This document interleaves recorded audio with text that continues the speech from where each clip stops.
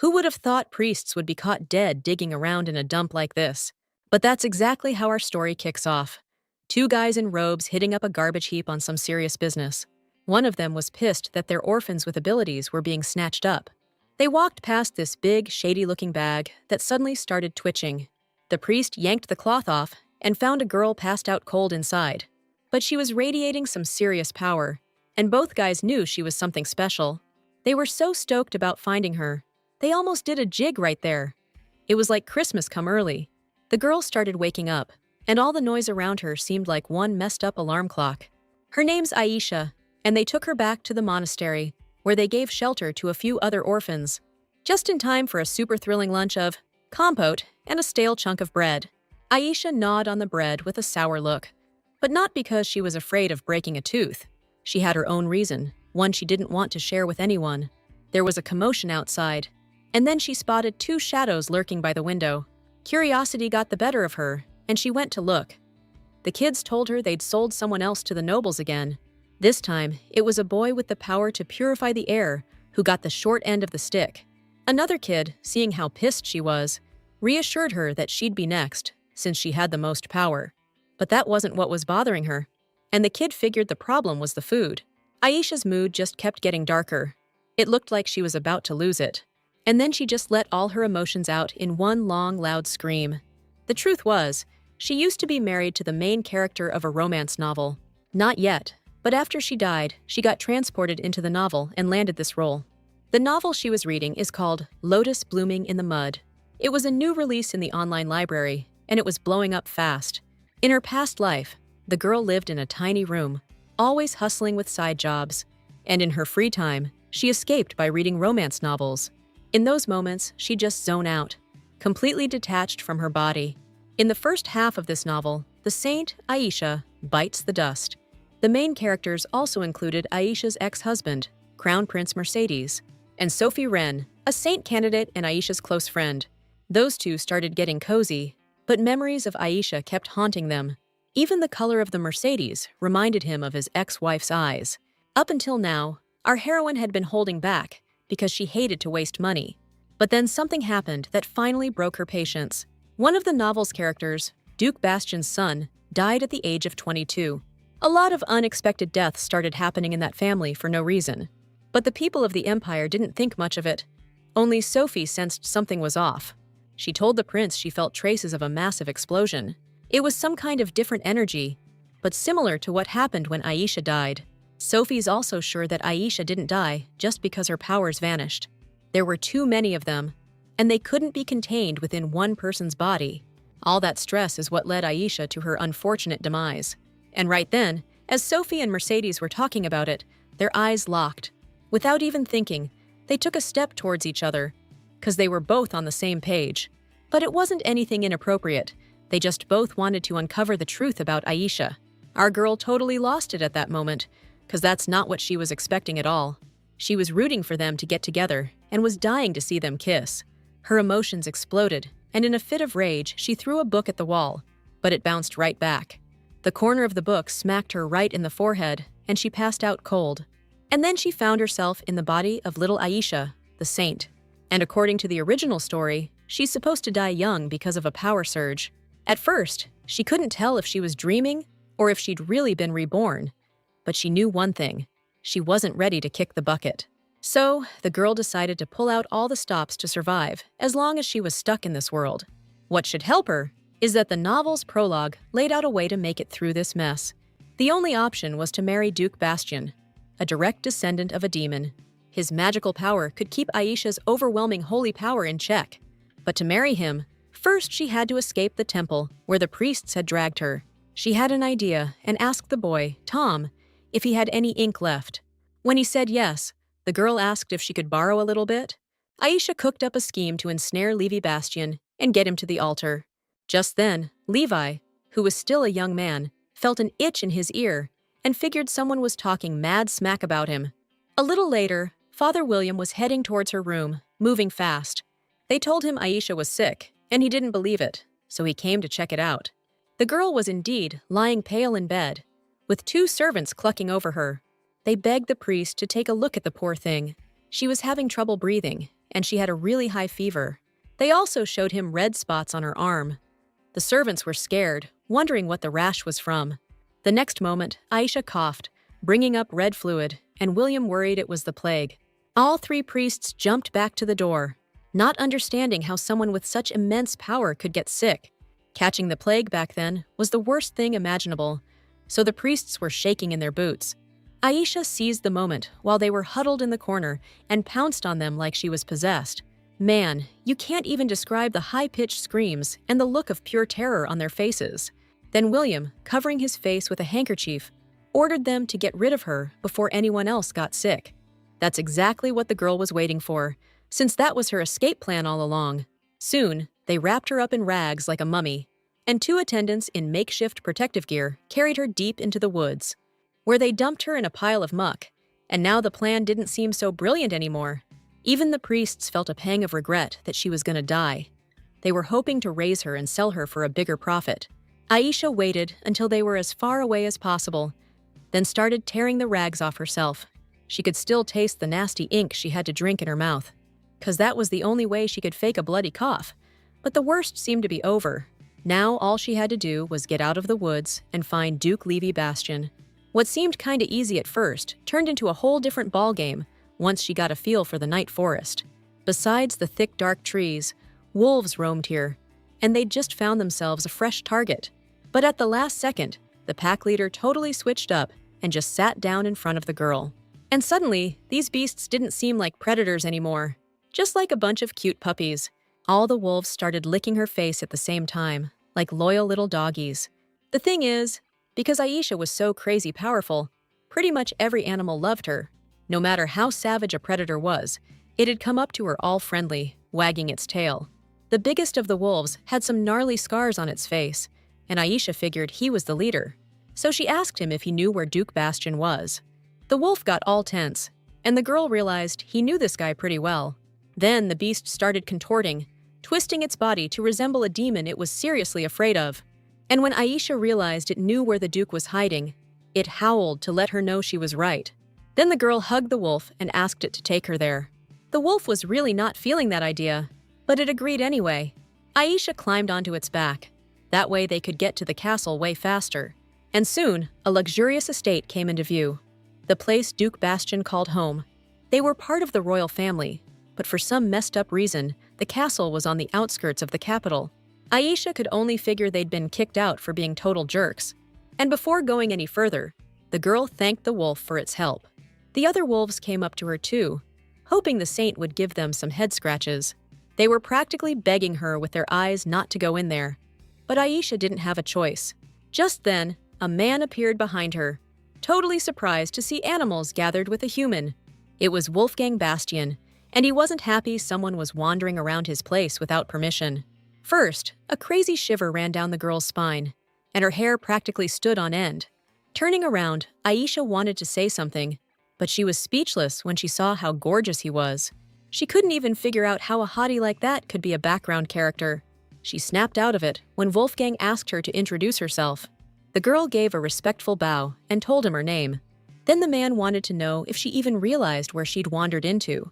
She just said in a quiet voice that her future husband was here.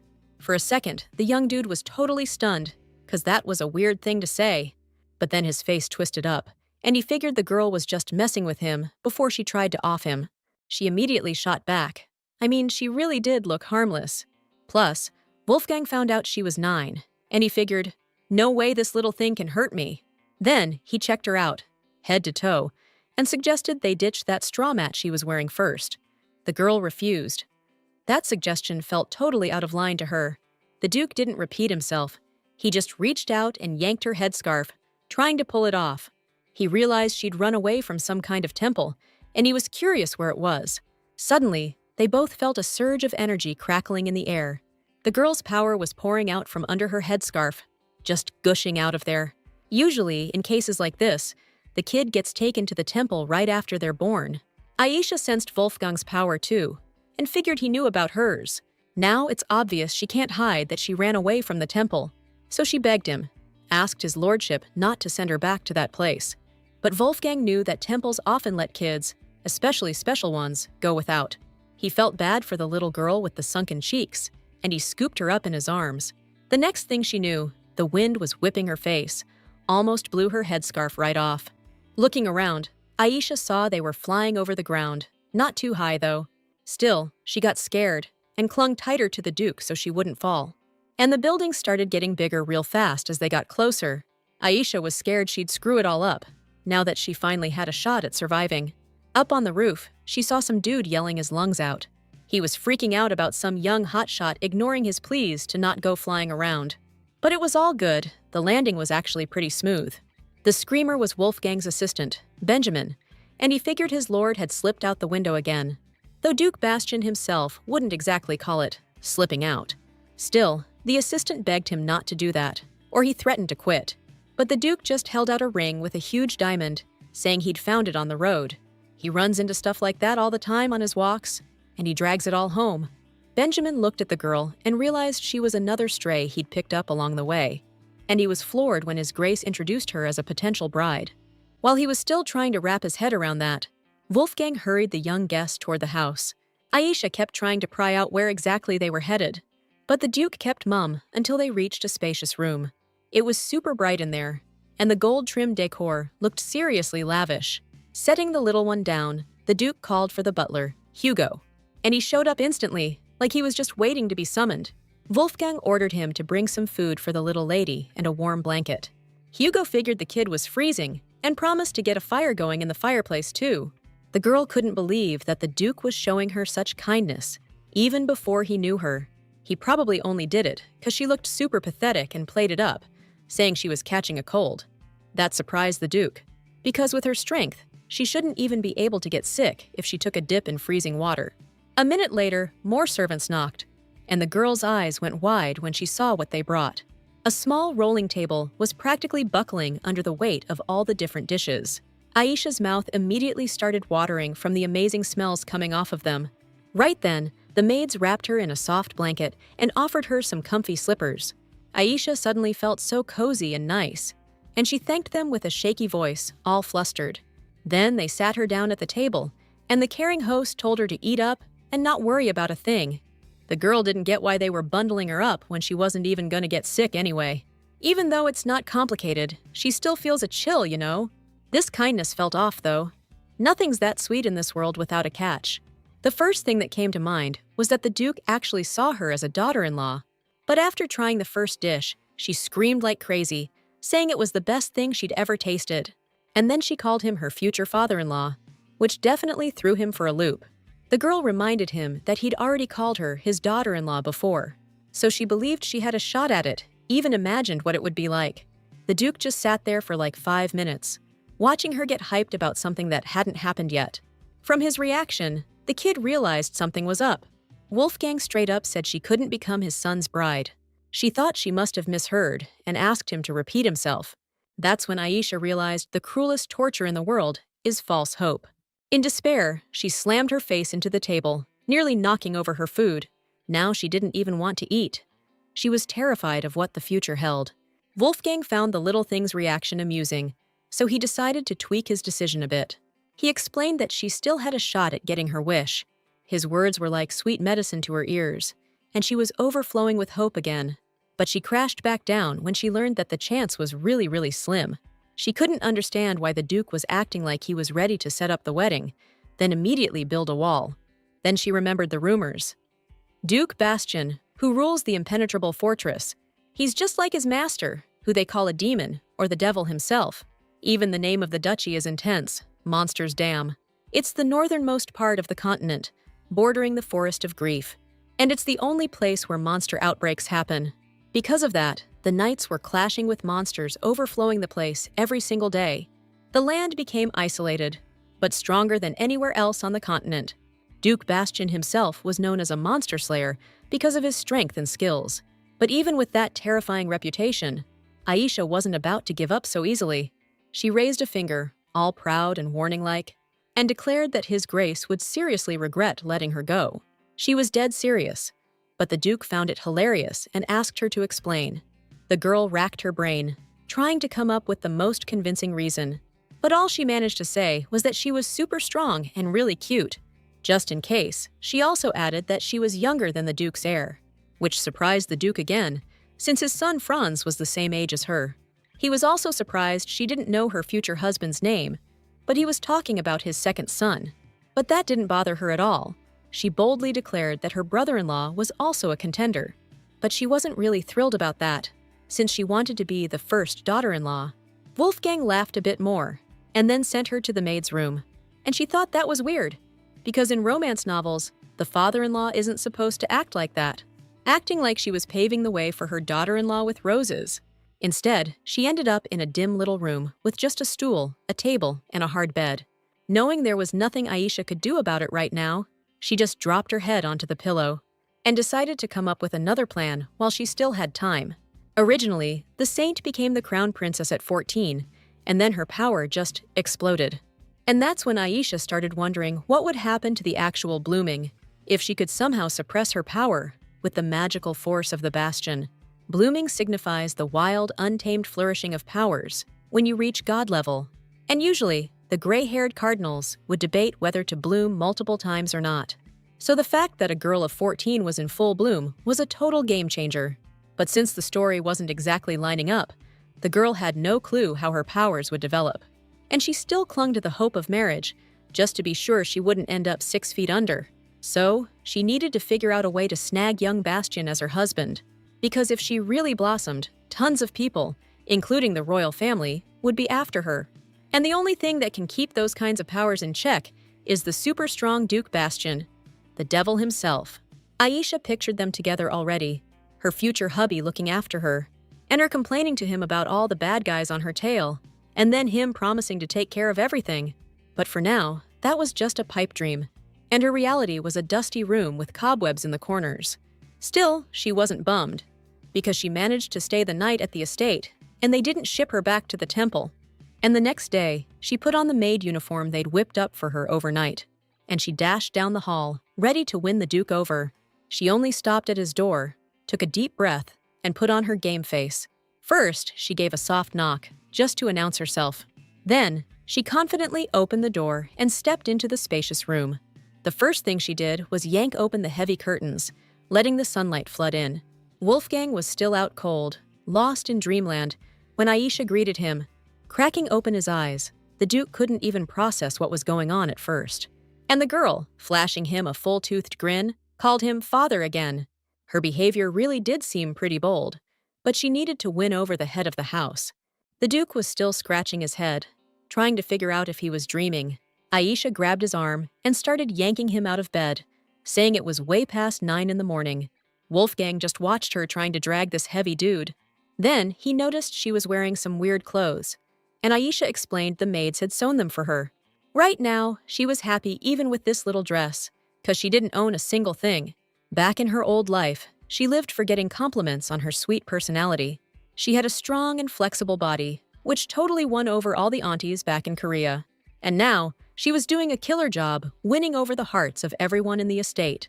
Every single person was head over heels for this adorable little thing. Now all that was left was to win over the lord of the castle himself, who was still kinda clueless. And Aisha flashed him that saintly, charming smile she'd been practicing all morning. Wolfgang didn't compliment her, he just compared her to a puppy. But the girl wasn't offended at all. On the contrary, she took it as a sign of affection. Then, the Duke wondered who helped the girl prepare for such reckless behavior.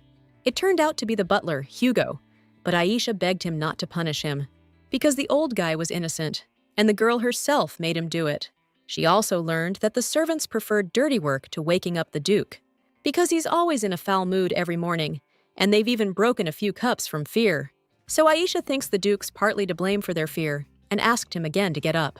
Realizing she wouldn't give up, the Duke got up, swaying slightly, since he wasn't fully awake yet, and the girl decided he had low blood pressure and took his hand to support him. Wolfgang wasn't really tracking what she was after, figured she just wanted a piggyback ride. Then he hoisted her up with one arm, showing off his strength, hoping to indulge her childish whim. Aisha barely managed to grab his arm tighter, so she wouldn't eat the floor. He just assumed she wanted to mess around, which she immediately denied. Explaining she just wanted to support him, she asked him to put her down. But the Duke kept holding her up like that, thinking it was hilarious. Then he asked about breakfast, and Aisha piped up that she was just about to suggest it. And when Wolfgang finally set her down, she asked where he preferred to eat breakfast. Except that's not what the Duke meant. He wanted to know if she'd had breakfast. She admitted she'd just had some cookies, and Wolfgang immediately gave her grief for it. "This ain't food, and I told the little one to hang tight for like half an hour." Then I bounced, leaving her scratching her head, wondering what I was up to. The Duke hit the bathroom to change. Gotta be ready to chow down, right? Next thing, I called Aisha to come with me, and we trekked halfway across the estate, or at least it felt like it, to the dining hall. Seriously, this place has more stairs than sense. The kid was already feeling it in her legs. And then, bam!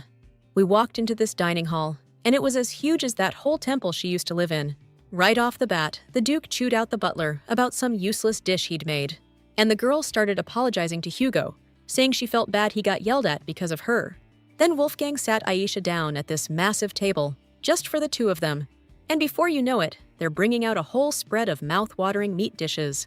Aisha paused for a sec, looking around, and all sorts of questions popped back into her head. This table was huge, easily big enough for 50 people. Then, totally serious, she says it tastes way better when the whole family's together. Wolfgang knew she was talking about his kids, and the girl admitted she knew a thing or two. Specifically, that her future husband is at the academy, and his brother's at the Bastion estate. The mystery of her knowledge was simple. She pumped the maids for info, and the Duke, with a sweet smile, said that the family secrets were pilfered before noon. Aisha was thrown off by him, saying such weird stuff with such a friendly face, but she figured it was just the first, clumsy attempt to resist her charm. And if things keep going like this, she'll have the whole Bastion eating out of her hand in no time. The little one's joy was cut short when wolves suddenly burst in, smashing the window. First, they barked. Then they leaped to the far end of the table, like they were waiting for a signal. Some were still whimpering, but they weren't really showing any major aggression. And then, all at once, they howled, letting everyone know they were starving. This whole thing totally freaked out the little girl, though. The Duke shot up from his seat, not understanding what the heck was going on. It all ended peacefully. Aisha convinced the wolves to leave, and in the morning, she gathered some food for them. With a small bag of leftovers, she went to the garden where they were waiting for her. The animals were stoked about the treats. Their bellies were practically glued together from hunger. But the girl didn't give them everything at once. She started dividing it up for each of them. She was calm now, even though yesterday she almost kicked the bucket from fear. Then she told them it wasn't her place, so she couldn't exactly have them over. While the Duke was still reeling from her attitude, she petted each one, so their feelings wouldn't get hurt. And then it clicked for him. The girl just wanted to take care of these critters. Not believing her ears, Aisha crawled closer across the table to make sure she heard right. Then she admitted she loved animals, especially these ones since they helped her out.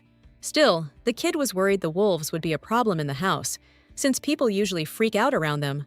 So the Duke suggested they stay on the mountainside, for the safety of everyone in the house. Besides, being wild animals, they'd be better off in nature, and they could even guard the place. But Aisha would be the one in charge of feeding them, personally. So Wolfgang let her collect all the kitchen scraps she wanted. The kid was stoked, like she was getting a bunch of new pets. Back in her old life, she couldn't even afford to feed herself, let alone something else. But now she could take care of them, and she decided to give each one a name. There were 12 wolves in the pack, so she had to figure out what names to give them all. Then it hit her. She knew just what to pick, something easy to remember. Thinking about how many there were, she named them after the months of the year. And while she was patting herself on the back for being so clever, the Duke's aide walked up. He was still keeping his distance, but he noticed the wolves were acting different. He was already surprised to hear the little girl had tamed them, but now he was seeing it for himself. But now he had another reason to approach this little one. He didn't get a proper introduction yesterday, so he'd do it now. The girl gave him her name too, and asked him to keep things casual. After all, she's no high society lady, just a candidate to marry the Duke's son. Even so, she was totally confident she'd win him over. Benjamin found it amusing how sharp she was for someone so young. He couldn't help but chuckle, but the girl understood, since he worked with her future father-in-law. So she figured his line of work probably didn't give him much to laugh about. After that, Benjamin just lost it, laughing so hard his stomach hurt. But Aisha stuck to her guns, glancing at the dark circles under his eyes. The dude kept cracking up for a while, until he was practically crying with laughter. It wasn't until he got himself back under control that he realized he'd been kind of a jerk to Aisha. So he apologized for the laughing fit, but she didn't seem offended at all. She just asked if he knew of any animal that burns through a ton of resources. She wanted to know if there were any creatures out there with higher intelligence than humans. Benjamin was racking his brain, like he was on some tough quiz show, and the little one blurted out, "A lion!" Then, out of nowhere, she asked what kind of soup you make out of a lion.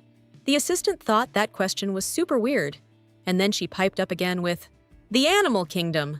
Benjamin was surprised by the conversation, but it also made him start laughing like crazy again. He was past the point of even being able to laugh, but he just couldn't stop himself from cracking up. Then the girl confessed she knew a whole bunch more jokes just like that one.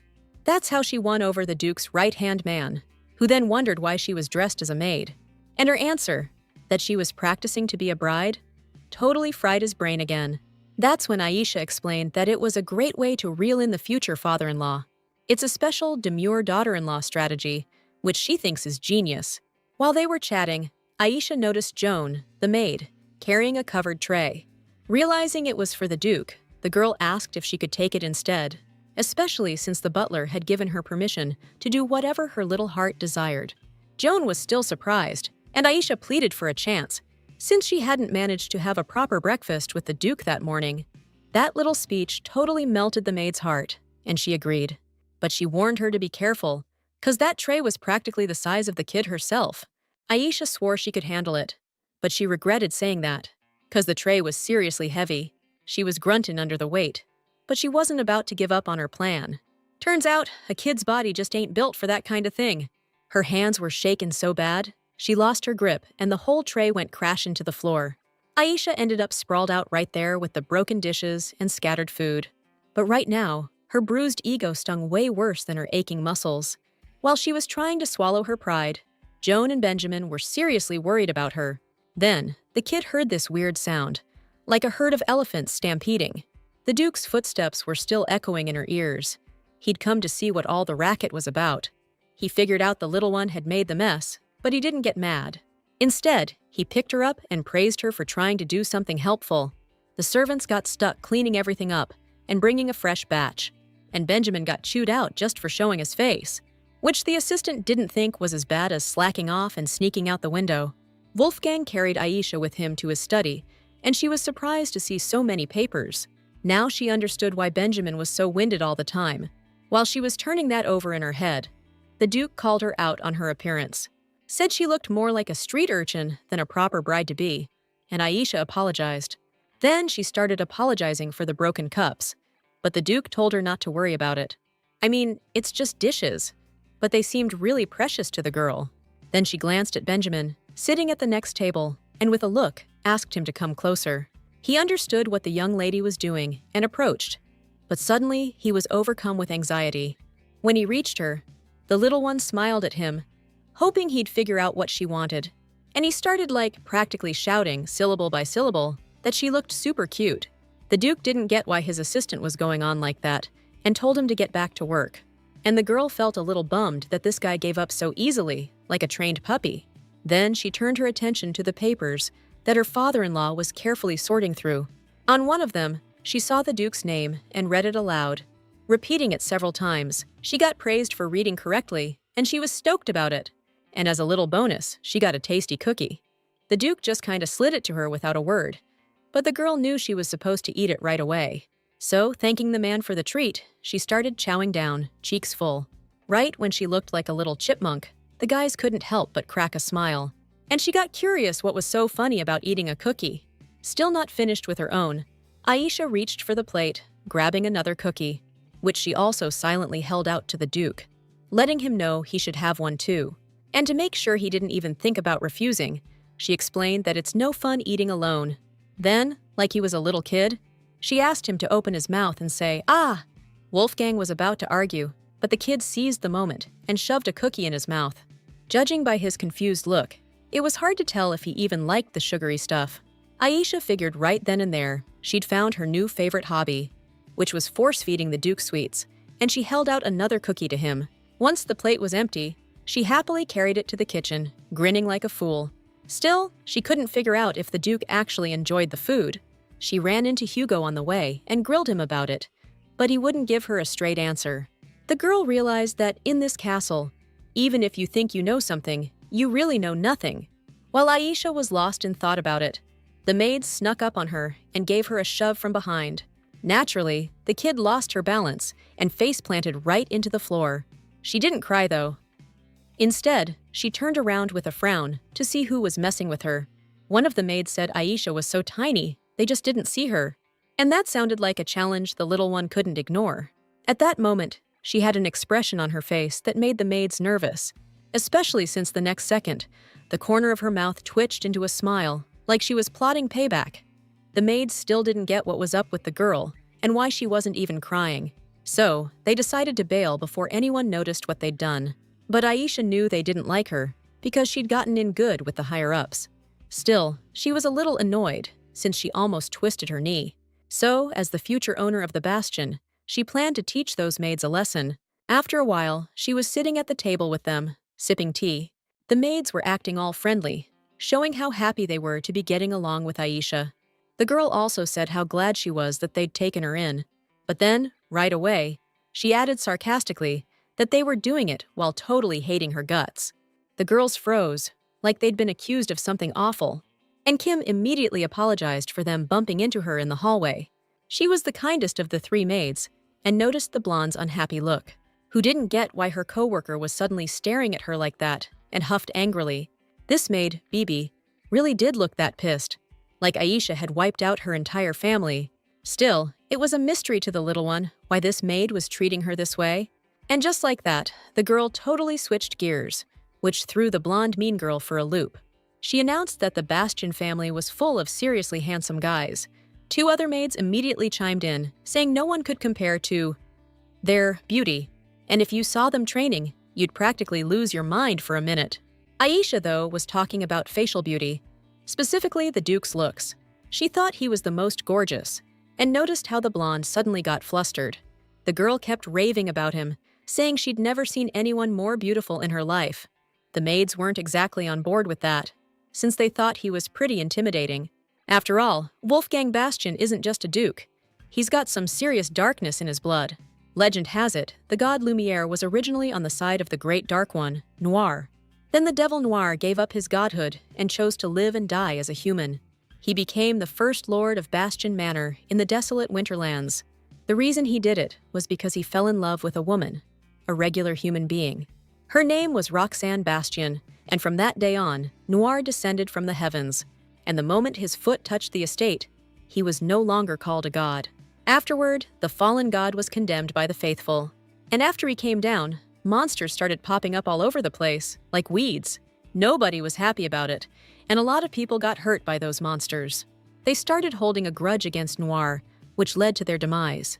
But one day, the First Lady of Bastion also passed away for some unknown reason. Nobody knows what happened to Noir himself after that. It's like he vanished into thin air. And that was the most popular theory. There were also rumors that he was buried in a grave with his wife, which is why his magic still works to this day. And they say it's the only place where the monsters of the burning forest live. And now, because of the demon's blood, people instinctively think the Duke is a tough customer and are scared of him. This is the story she told little Kim, when suddenly Bibi got upset. And slamming her cup on the table, she told her not to talk about the master with such disrespect. It ticked her off that someone would talk like that about the Duke, who nobody could even hold a candle to. That's when Kim started getting mad, not understanding why her coworker was defending Wolfgang so much. The little one, seeing the argument starting, figured it was because of her and asked them to stop. She even shed a tear, and the maids immediately started swearing she was completely innocent. Then they pointed fingers at the blonde, claiming she's the one who starts all the trouble. She just smirked, reminding them that they were the ones who suggested messing with Aisha in the first place. The two maids immediately started making excuses, blaming everything on Bibi. But the girl said that even if those two messed up, they've already apologized a bunch of times. And only this nasty piece of work keeps pulling her stunts, and isn't even ashamed of it. Aisha was now demanding an apology from her, while she's still asking nicely. Bibi just twisted her face, like her tongue would fall off if she did it. Her coworkers started begging on her behalf, hoping their apologies would be enough. And they explained that Bibi's just jealous. That's why she's acting like such a jerk. She's jealous because Aisha's gorgeous, and everyone's always fawning over her. Plus, the maids confessed that with spring coming, Bibi's feeling insecure. See, it's almost time for academy break, which means the young master's coming home. And Aisha practically drooled at the thought. But now she gets it.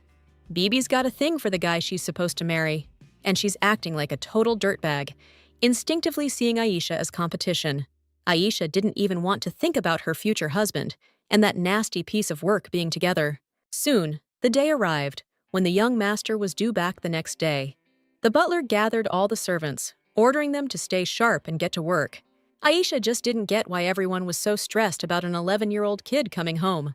They told her that this kid was going to be the next head of the family. Then the butler came up to her, surprised she was up so early, and she explained that she was a hard worker and didn't want to fall behind. Suddenly, she heard a bong behind her and realized it was already 9 o'clock. She had stuff planned for that time, so she said goodbye to Hugo. She'd been at the estate for 3 weeks now, but hadn't made any headway with him. The girl headed back to the Duke's room, throwing the door open with a smile. And then she practically jumped on him to wake him up, which she was already getting good at. Plus, Aisha had learned how to handle the competition like a pro. Like, knowing when that other girl was going to dump a bucket of water on her, she'd just pop open an umbrella. And that's when the girl met another worker named Tony. This guy took care of the horses and cleaned up in the back. But Aisha was always happy to visit him and gave him a sweet smile. The dude was seriously puzzled when he saw how she acted around the wolves. She wasn't just visiting them. She was playing with them like they were normal puppies. One day, Tony asked her how she managed to tame wild animals. I mean, these aren't just any animals. They're ferocious wolves. Aisha couldn't admit it was because of her powers, but she had to come up with something. So, she claimed she had a natural talent for taming any animal. After that, Tony asked her to use it on a mare that wouldn't let anyone near her. In the stables, Quishberry the horse was lying in her stall, looking all glum. The girl went right up to her, started petting her, and asked how she was doing. Then she realized the mare was having a hard time with contractions, 'cause she was pregnant. Horse pregnancies last 11 months, and Queensberry was about to pop any day now. Trying to ease the animal's suffering somehow, Aisha gave her some water to drink. And Tony was grateful to the girl for helping him with this mare. Judging by her belly, a foal should be arriving sometime tonight or before dawn. Aisha herself felt bad watching the horse suffer like that, so she decided to spend the night with her in the stables. Hearing that, Tony tried to talk her out of it, knowing he'd be the one catching heat from the Duke later. But the girl promised it wouldn't happen, and in return, she asked him to put in a good word for her with Wolfgang. Time flew by, and soon it was the dead of night. Aisha wasn't asleep yet, and she was trying to soothe the horse, knowing how much pain it was in. The animal couldn't even sleep because of the pain, so to distract it a little, Aisha lay down closer to it and suggested they just talk all night. She started by complaining that if Queenberry's husband was nearby, she'd tear out his whole mane. She didn't like that this stallion had gone off somewhere on business and left his pregnant wife at home. But then she noticed how the horse's angry face started to change, and she realized that the stallion was handsome and only had eyes for her. He was just busy working. The girl even thought it was really noble of the mare to care so much about her husband. And that's when Aisha remembered she needed to get hitched, like yesterday. The girl was lost in her daydreams when she heard a pitiful whinny. Queensberry collapsed to the ground, shaking all over from pain and fear, which meant a little foal was about to make its grand entrance into the world. Aisha immediately ran around and got ready to deliver the baby. She told the horse to push and rolled up her sleeves, ready to pull. They were both straining like crazy, each doing their part. This torture went on for about 3 hours, and Aisha was drenched in sweat. But then the foal's little legs appeared, and the girl gave them a tug. And along with that wet little critter, she went flying backwards in a heap. She jumped up, stoked that Queensberry had a kid. After putting the little one next to his mom, Aisha went to get Tony. Bursting through the door, she started yelling for him to hurry up. But instead of Tony, she saw 2 massive hooves rising above her head. In that instant, her whole life flashed before her eyes, past and present. Riding that horse was a little kid, and Aisha knew him right away. His face looked evil, especially in the moonlight, and he ordered the horse to stomp. And that was Aisha's first mind-blowing encounter with her future husband. At that moment, teetering between life and death. The girl instinctively threw her hands up to protect herself. Then she heard the hooves clatter away, but she didn't feel any pain. When she opened her eyes, she saw the Duke had taken the horse's kick to the arm. He showed up just in the nick of time, saving the little girl from getting pulverized. All Levi said to his father was that he was back. Didn't even apologize to the girl. She was shaking so bad, she just crumpled to the floor, realizing how close she came to kicking the bucket. And to think, she wants to marry this guy, who right now looks more like the Grim Reaper. But then she noticed he was staring at her real weird, like he wanted to take a bite out of her. Her guess was right on the money, 'cause Levi pointed a finger at her and threatened to, deal with her permanently. Reason being, it was the first time he'd ever seen her face around the estate. Plus, the girl reeked of Queensberry blood, so he figured she was trouble with a capital T. The Duke explained to his son that they didn't know yet if the girl had hurt the horse. He even suggested she might have been helping Queensberry instead. The kid thought about it for a sec, then agreed the blood smell on her back then made sense. They both stared at Aisha, waiting for her to explain herself. She was still shaking like a leaf, but swore she hadn't hurt the horse. Just then, Ignite the horse started snorting at her, but he didn't seem angry. Aisha explained that this horse just wanted to see his wife and kid. To back her up, the horse started bouncing around, trying to get his rider off. And as soon as Levi hit the ground, Ignite bolted to the stables at a full gallop.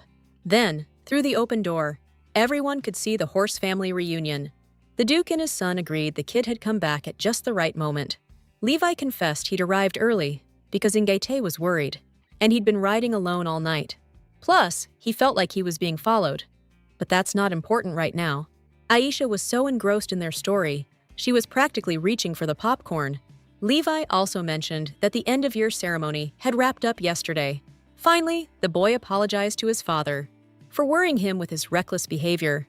But the Duke corrected him, saying Levi also owed an apology to the girl he scared half to death. At the same time, Wolfgang brought her closer to his son, and she just froze with nerves. For a few seconds, Levi just stared at her, hoping his dad would change his mind. But it didn't happen, and the boy apologized. But he glanced at the Duke while he did it. Hoping he wouldn't be needed for anything else, he quickly excused himself. Then he spun around and headed in the opposite direction. Aisha was pissed that his apology was so short and emotionless. I mean, he almost offed her. She yelled that a simple sorry wasn't gonna cut it. The Duke just chuckled behind her, reminding her he warned her about the slim chance of success. Aisha was starting to get it now, but instead of talking, she just burst into hysterical laughter. Wolfgang waited a bit for the little one to calm down and get her head on straight. Then he asked if she was thinking about throwing in the towel, and then her laughter echoed through the courtyard again, only louder and more sinister this time. After a couple minutes of freaking out, she turned to her father-in-law, and she straight up said that quitting wasn't even in her vocabulary. Now the girl was even more determined to win over Levi Bastian. She really thinks she can turn him into a guy who can't live without her. The next day, Aisha went to the garden and started punching the crap out of some poor tree. Benjamin caught her doing this and was totally taken aback. When he asked her to explain, she started ranting about how it was all a setup against her. Then she asked him to read her the study about the connection between Levi's birth and his personality. She learned from the report that he's 11, and his only family is his dad and a brother, who's 2 years younger. The Duke's wife passed away 6 years ago due to complications from pneumonia. Levi, on the other hand, was outstanding in every way, especially fencing. But only the locals know the real reason he's like this, and they usually keep it to themselves. And to get Benjamin to spill the secret, Aisha promised him double the jokes. After that, the Duke's assistant just said the boy was born that way. But the girl still didn't get it and asked him to explain it more clearly. Then she found out that something messed up happened to the young master when he was 4. The boy just stepped on a bird without any emotion and crushed it. Seeing that, his mom and her maid were totally freaked out by what he did. All that was left of the bird was a pile of broken bones mixed with blood and feathers. Turns out it had just fallen out of its nest, and the boy thought he was helping it out of its misery. I mean, birds like that usually don't last long anyway, so he just sped things up. Staring at the dead bird, the kid just couldn't figure out what he did wrong. After hearing that, the only word that popped into Aisha's head was psycho. She couldn't believe a 4-year-old just straight up killed a harmless little bird. And yet, he's so attached to his horse, Ignite. That's when Benjamin confessed that the Duke used to do messed up stuff like that when he was a kid, too. But he immediately backtracked, saying it wasn't exactly confirmed. And he suggested she ask Hugo about it, since he's known the Duke a whole lot longer. Aisha was lost in thought. She never would have imagined Wolfgang doing anything like that. But then Benjamin put down his papers and reminded her she owed him a joke. And the girl asked him to guess what a cow sings. Apparently, it's alimony. If a bunch of cows are mooing together, that's basically a class action lawsuit. And after Benjamin had another good laugh, Aisha got ready to head out. She couldn't grab tea with him at the office today. Had some important stuff to take care of. She said goodbye, but promised she'd catch up with him later for sure. The girl booked it straight to the stables to check on her horse. Queensberry was in a good mood, and so were Ignite and their foal. The mare poked her head out as soon as she caught a whiff of her visitor. Then the girl went inside and was stoked to see the foal was already walking around. Queensberry nudged her son with her nose, telling him to say hi to her friend. And when he turned his head to her, Aisha introduced herself and held out her hand. But the little dude gave the girl a weird look, like he was actually thinking. Then, out of nowhere, he just kinda bumped her in the side with his forehead. Not hard, though. Aisha figured that was his way of saying, "Hi!" And she thought it was kinda cute. She also noticed Ignite was in the stable today, but he looked bummed out. He probably caught some flack from his missus for being gone so long. Queensberry even gave him a nudge to apologize to the little one for yesterday. Aisha told the mare not to be so mad, saying she'd already forgiven the horse. It wasn't really his fault. He didn't have a choice. He was just following orders. Instead of an apology, the girl asked Ignite to give her an honest answer to a question, and she whispered some questions in his ear about the guy he works for. What she really wanted to know was if that little punk was messing with his horse. The horse made it clear that had never happened. He also explained that Levi usually doesn't make him step on people. Aisha wasn't totally buying it, but Ignite swore he hadn't seen anything like that. Then the girl figured the new dad just didn't know anything yet, and she was afraid this psycho would flatten her before her time was up. Guess she had to go to extremes and get the whole story from Grandpa Hugo. But as she ran down the hall, she saw a scene she really didn't like. Bibi, looking all smug, was putting flowers in a vase and humming to herself. She only saw Aisha after the little girl called out to her. I asked her why she was staring so hard, but Aisha just said Bibi looked really pretty today. Still, she wasn't forgetting what a pain this maid could be. Honestly, she figured Bibi would be better off as an actress than working here. But then she decided to test something and announced that the young master was on his way. Bibi's face totally changed, and she started looking around, not knowing which way he'd come from. But Levi never showed, which really ticked the blonde off. She even got into it with Aisha for playing such a dirty trick on her. And Aisha just wondered why she was so into the young master. She was curious if Bibi even cared that the kid was such a handful. Bibi immediately said Levi wasn't her type, and then agreed he was a bit much. But then it hit her. Aisha was deliberately pushing her towards these thoughts, and she snapped again, telling her not to even try to make her give up. The girls were so caught up in their chat, they didn't notice the Duke appear behind them. He called one of them a good-for-nothing. His whisper so intense, it scared the crap out of both of them. Aisha was the first to pull herself together and started to explain everything to her father-in-law. But she noticed Levi behind him, up on the second floor, watching them. The girl stared at him for a couple of seconds, totally spacing out. And then the Duke leaned in and repeated his remark. And she realized he really did think she was useless. Aisha got indignant, but he explained she wasn't doing her duties. The girl still didn't get why he was on her case so hard. She wasn't just sitting around doing nothing. Then I remembered Benjamin mentioning something about tea in the study. It finally clicked. The Duke was waiting for me there, and he's probably pissed I didn't show. 'Cause little ol' me didn't come to feed him cookies like I usually do. While calming Wolfgang down, I noticed Levi was still watching, so I bowed and said hi, hoping he'd come down later or at least say something. But the kid just kept staring at me for another couple of seconds. Then, when I looked up again, he was gone, like he vanished into thin air. I was actually surprised how fast he could disappear. But what really got to me was that he ignored me, which Bibi was clearly loving. I wasn't expecting a friendly greeting or anything, but it still bugged me. She realized she was getting seriously ticked off at this guy for running away, especially after she locked eyes with the kid he almost offed. Still, something about it intrigued her, and a plan for payback was already brewing in her head. Aisha decided to marry him ASAP, then stick to him like glue. And taking off like a shot, the girl chased after him, determined to teach Levi some manners. She tore across the steps and down the long hallway like an Olympic runner.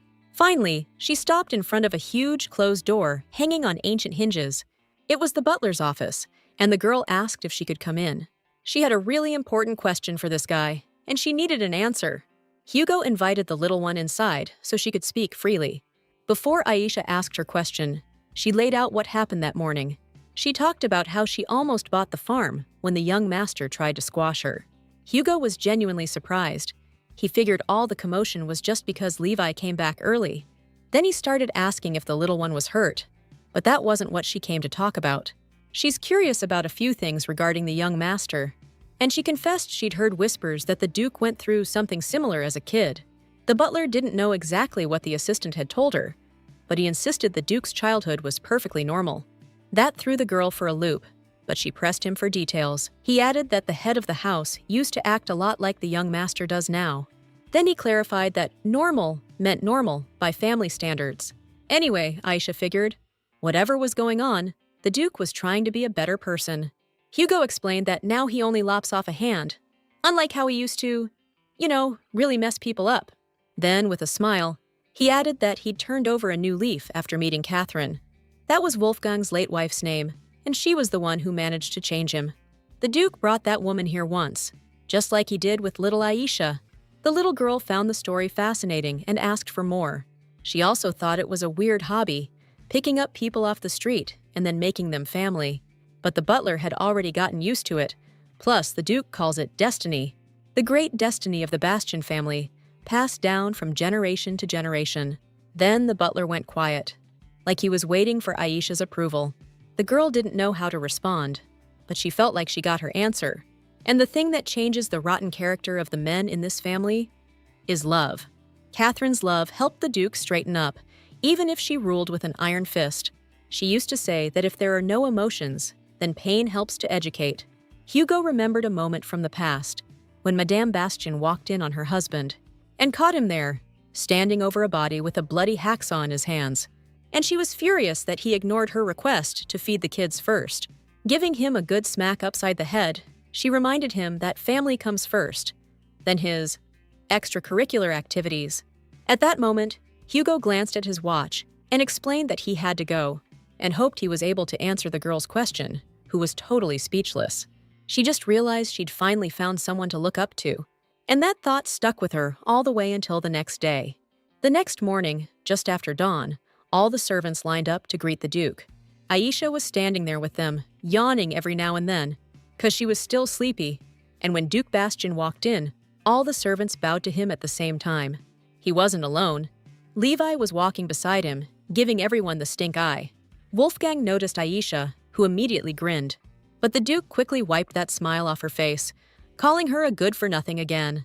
He also called her weak-willed, and she was confused, not understanding why he gave her another nickname, but she figured it was because she'd asked him not to be upset. Now that he's walked away, it hit her just how badly she screwed up and hurt his feelings. Wolfgang and his son headed into the dining room. Aisha peeked through the doorway, noticing he was sitting at the head of the table, with Levi on his left. So the girl decided to pick her own spot this time and grabbed a chair. She wedged it between the Duke and his son, right on the corner, and plopped down, looking like she'd just won the lottery. Then she noticed Levi was giving her the side-eye, like he totally disapproved. But she figured he was just shy, which is why he wasn't saying anything. So to get him going, Aisha started winking and smiling at him. The boy just sat there with the same blank stare, like he hadn't even noticed. Even the Duke got curious and leaned in closer, not wanting to miss his son's reaction. When I couldn't take it anymore, I hinted he should at least pretend to notice when someone's giving him attention. So, in this super dramatic voice, like he was doing her a huge favor, he mumbled hi to Aisha. But for her, it was like a total miracle. She was practically breathless. She said hi back. But by then, Levi was already back to staring at his food. Then, they wheeled in a ton of dishes and started loading up the table. Once Levi was cutting up his meat, Aisha was all over him again. She stabbed a piece with her fork and announced it was a little airplane. She was waving it around so wildly that when he turned his head, she poked him right in the face with it. She apologized super fast, then immediately shoved the meat in her own mouth. Levi was confused about the airplane thing, and she remembered they don't have those in this world. Right then, she joked that if he was curious what it was, it'd cost him 5 gold pieces. Turns out Levi was interested, 'cause he immediately started digging in his pocket. But the girl confessed she was just kidding. Turns out he didn't even know the term. But Aisha couldn't really explain what it was, even though she was sure he joked about it with his buddies. The next blow to her curiosity was him admitting he didn't have any friends, so she decided to change the price. Now Levi just had to say her name.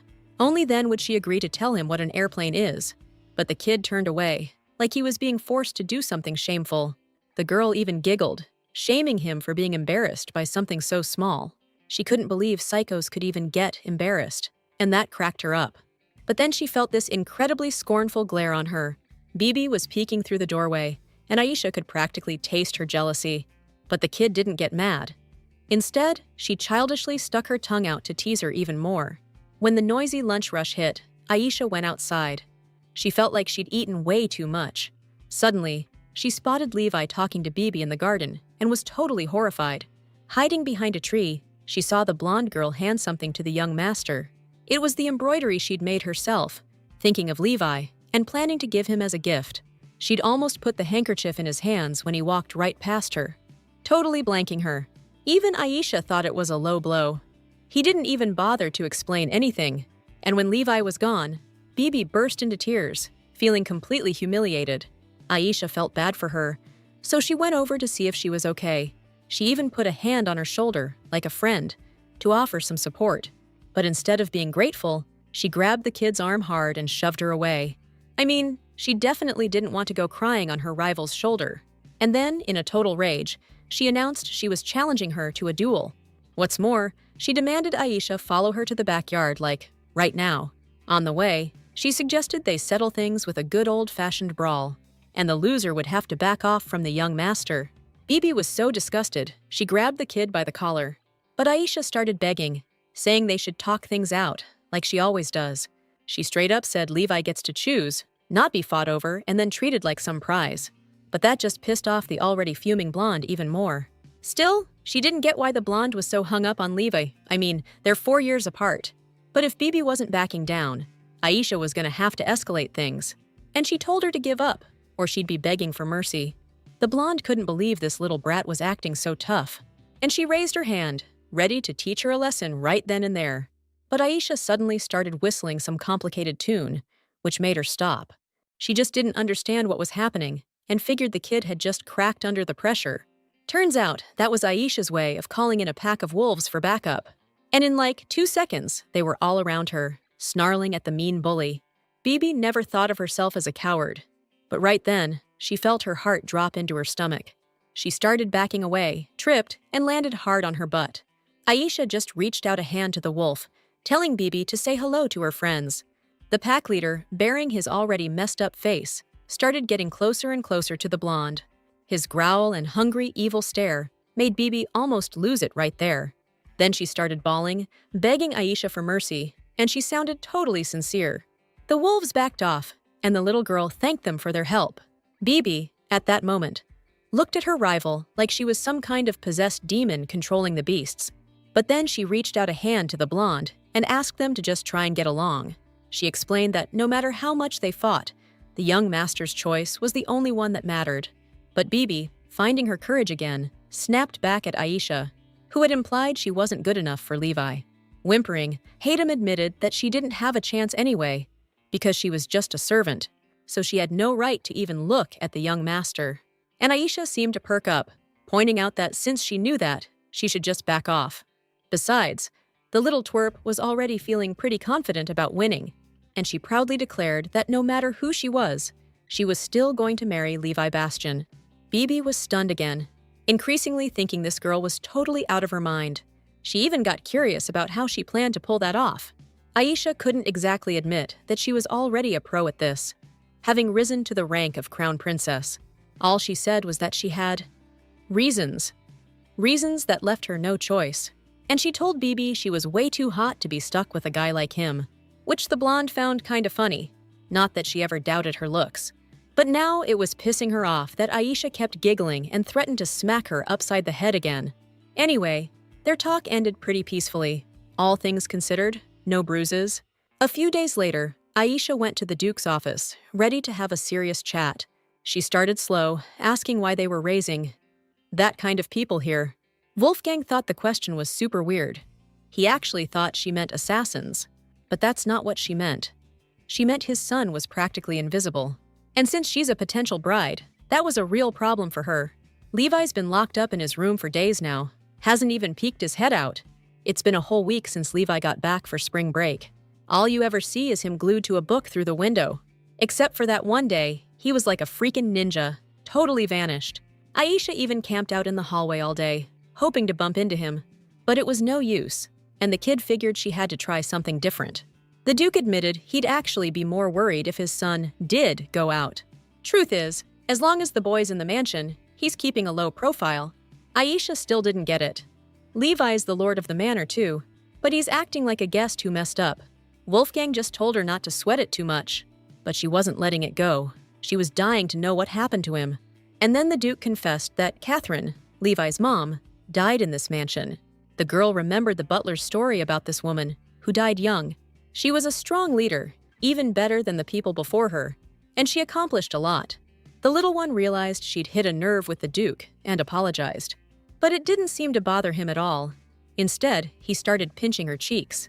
He thought they felt even softer today, and while he was pulling her face skin, she declared that now he had to admit something, that he's totally smitten with her cuteness, which is obvious from how he's acting. The Duke loosened his grip a little and agreed that she really was like a cute little doll. But then he suddenly wondered if she had to become his daughter-in-law. I mean, there are tons of ways to become part of the family, like adoption, for example. Or she could become the Duke's cute little puppy and amuse him every day.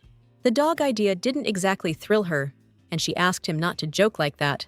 And without thinking, she blurted out that her life was on the line.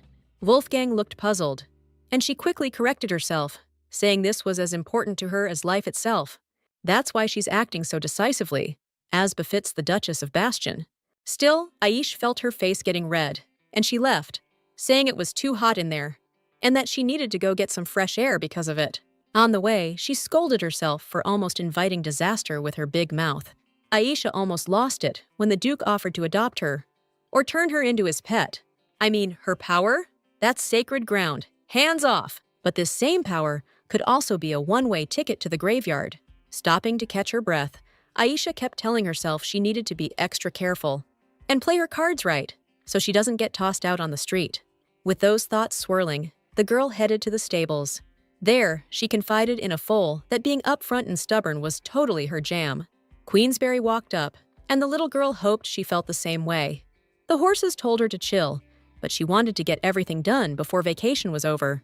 She knew they wouldn't get married in that time, but they could at least announce an engagement. Aishi was so stoked about her awesome idea, she started dancing right there in the stable. But then she heard Tony's voice. He'd just shown up. He told her to chill on the dancing in such a tight space, didn't want her getting hurt. And then he asked Queensberry how she was doing. Aishi got curious. Why was Tony only being so sweet to this horse? 'Cause if he only acts like that with her, the little foal's gonna feel left out. And not just him, Aishi would be ticked off at the unfairness too. Tony took a deep breath and confessed that Queensberry was the lady's favorite horse. Catherine spent a ton of time with this animal. They really clicked. The girl got super interested in learning another little piece of this family's story. Okay, that intel was valuable, even if it was late, and Aisha got something out of it. Levi was so pissed back then because he thought Aisha had hurt his mom's horse. It also clicked that anything about his mother really sets this tin man off. And in this situation, the little lady found a few advantages for herself. She can use this info to get closer to Levi's heart. After that, she started asking Tony what Catherine was like as a person. He didn't stay quiet for long, and with a smile, he said she was a really good woman. Even Queensberry snorted in a way that seemed to confirm what he was saying. Still, it all seemed too good to Aisha, so she decided to ask around to other people. But every servant, to a man, insisted that the lady of the house was a truly wonderful person. The kid just wanted to hear something other than that same old song and dance. I mean, even without getting into family business, you could talk about what she liked, what she looked like. Aisha kept moving and spotted Bibi hauling a laundry basket. That girl always had her own take on things, so Aisha decided to ask her, but she ended up scaring her when she walked up. She was just lost in thought, so the kid apologized, then asked if she could answer some questions. And she just came right out and asked her to spill the honest-to-God truth about the mistress. Bibi was a little thrown, saying there wasn't really much to tell, because there weren't any rumors going around about the madame to begin with. All anyone knew was that Catherine was a former Gaelic viscountess, and she never went outside. But she wore a mask all the time, even on the estate, and nobody knows why. That's all Bibi knew, but Aisha wasn't satisfied. It wasn't nearly enough info for her. So the blonde explained that everyone gave the same answer, because they were scared stiff. Legend has it, whenever the couple had a fight, the madame just blew up and, disciplined her husband. After that, Aisha walked around for 5 hours, trying to shake off what she'd just heard. The idea of the madam giving the Duke a serious beatdown just seemed totally bizarre to her, though maybe she was some kind of martial arts master, unbeatable in a fight. And it also seemed fishy to the girl that Catherine died so young, even if they say it was pneumonia. She didn't buy that with the Bastion's insane wealth. They couldn't have cured her. Curiosity was eating Aisha alive, but she was too afraid to ask anyone about it directly. She did have the idea to go undercover and ask around anonymously, though, but she knew they'd see through her quick, so she dropped the whole thing. Strolling along, the little one noticed a window with a light on. It was Levi's room, and she really wanted to peek inside, but the window was too high, and unless she could fly, it was just a pipe dream. Seriously, she'd already tried a ton of ways to get in there, but no luck. One time she tried sneaking in and bam! She got caught in some kind of trap, a sack or something. The maids caught her and told her she wasn't supposed to be sneaking around trying to get in there. Then they just left her hanging there, and no matter how much she yelled, nobody came. The little kid got the creeps just thinking about it now. Still, she's a clever girl and she's not giving up, not even if things get really, really tough. Suddenly, she spotted a pebble at her feet and decided to put it to good use. It was the perfect little tool to get that young master to come outside. Gripping the stone tightly, she aimed straight for his window. The next thing you know, the rock was flying, closing in on its target, and thwack! It hit the glass and bounced right back. The girl waited a bit, but no one even peeked out of the room. So, being the stubborn kid she was, she grabbed a whole handful of rocks so she wouldn't have to keep running back for more. Armed like that, she was sure she could drag that introvert out into the open. Then she started chucking rocks, barely able to grab the next one fast enough. They were hammering on the window like crazy. You'd think it would have shattered. Just then, the window cracked open, and someone's hand snatched the last rock. Aisha freaked, thinking this dude was going to be pissed and hurl them right back at her. But she chilled a little when a kid's head with black hair popped out the window. Holding on to this weird invitation, Levi stepped onto the balcony to check out the little punk. Aisha froze up, totally lost on how to even start explaining. Their eyes met for a second, and it totally tripped her up. The kid's gaze was intense, but she managed to squeak out a greeting. Then, for some reason, Levi just started heading back inside without saying a word. The girl started yelling for him not to bail so fast and to talk to her. She got her act together, and her legs just took off. Then she bolted for a thick tree growing nearby and started scrambling up. The trunk was leaning, but it was still a tough climb to hold on. Grabbing onto anything she could, she begged Levi to wait up for her. But the next thing she knew, she slipped and went tumbling on her butt. Landing right on her tailbone sent a jolt through her whole system. And when she looked up, Levi was gone, and the window was slammed shut. It ticked her off that he couldn't even bother to ask if she was okay. But she decided to serenade him every night until he finally came out. And that's exactly what she did, starting with her singing outside his window. And when her throat got sore, she'd go back to chucking rocks at the glass. And get this, she even called on wolves to help her out and howl in chorus. But 2/3 of the way through summer vacation, she vanished, and the Duke got the report that she was missing. According to the maid in the next room, no one's seen the kid since sunrise. Wolfgang decided to start searching immediately and used his X-ray vision. He scanned every room, even the outside of the estate. The little one was nowhere to be found, and the butler suggested putting out an all-points bulletin. But the Duke refused. He figured Aisha wanted a specific person to find her. In the morning, Levi looked out on the balcony and saw a pile of rocks mixed with candy. He was even surprised she managed to gather so much in just a few days. The only thing was, Levi couldn't figure out what it was all for. Pretty soon, the whole estate was searching for Aisha. Servants, even knights were getting involved. Bibi was helping too, and she realized she actually felt sorry for the poor kid. Even so, she was still ticked off at the girl for causing all this stress. Levi watched the commotion from the balcony and couldn't remember the place ever being so loud. Then he remembered a similar time, back when his mom was still alive. She'd decided to play a treasure hunt one time, and when she wanted something, she wouldn't let up. But after she got sick, her drive to accomplish things got even stronger, like she didn't want to have any regrets before she passed on.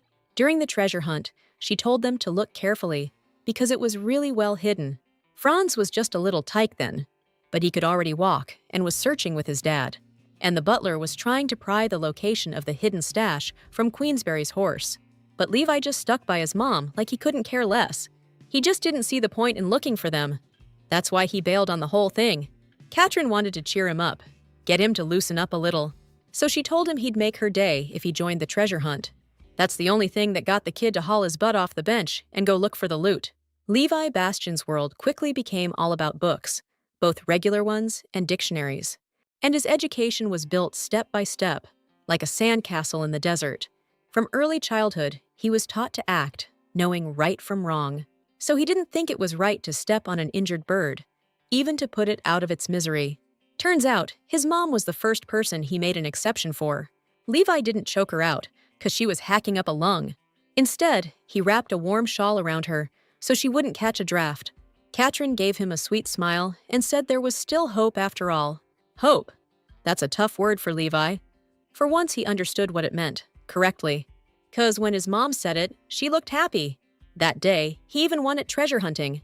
And he liked her smile, even though she was trying to hide it.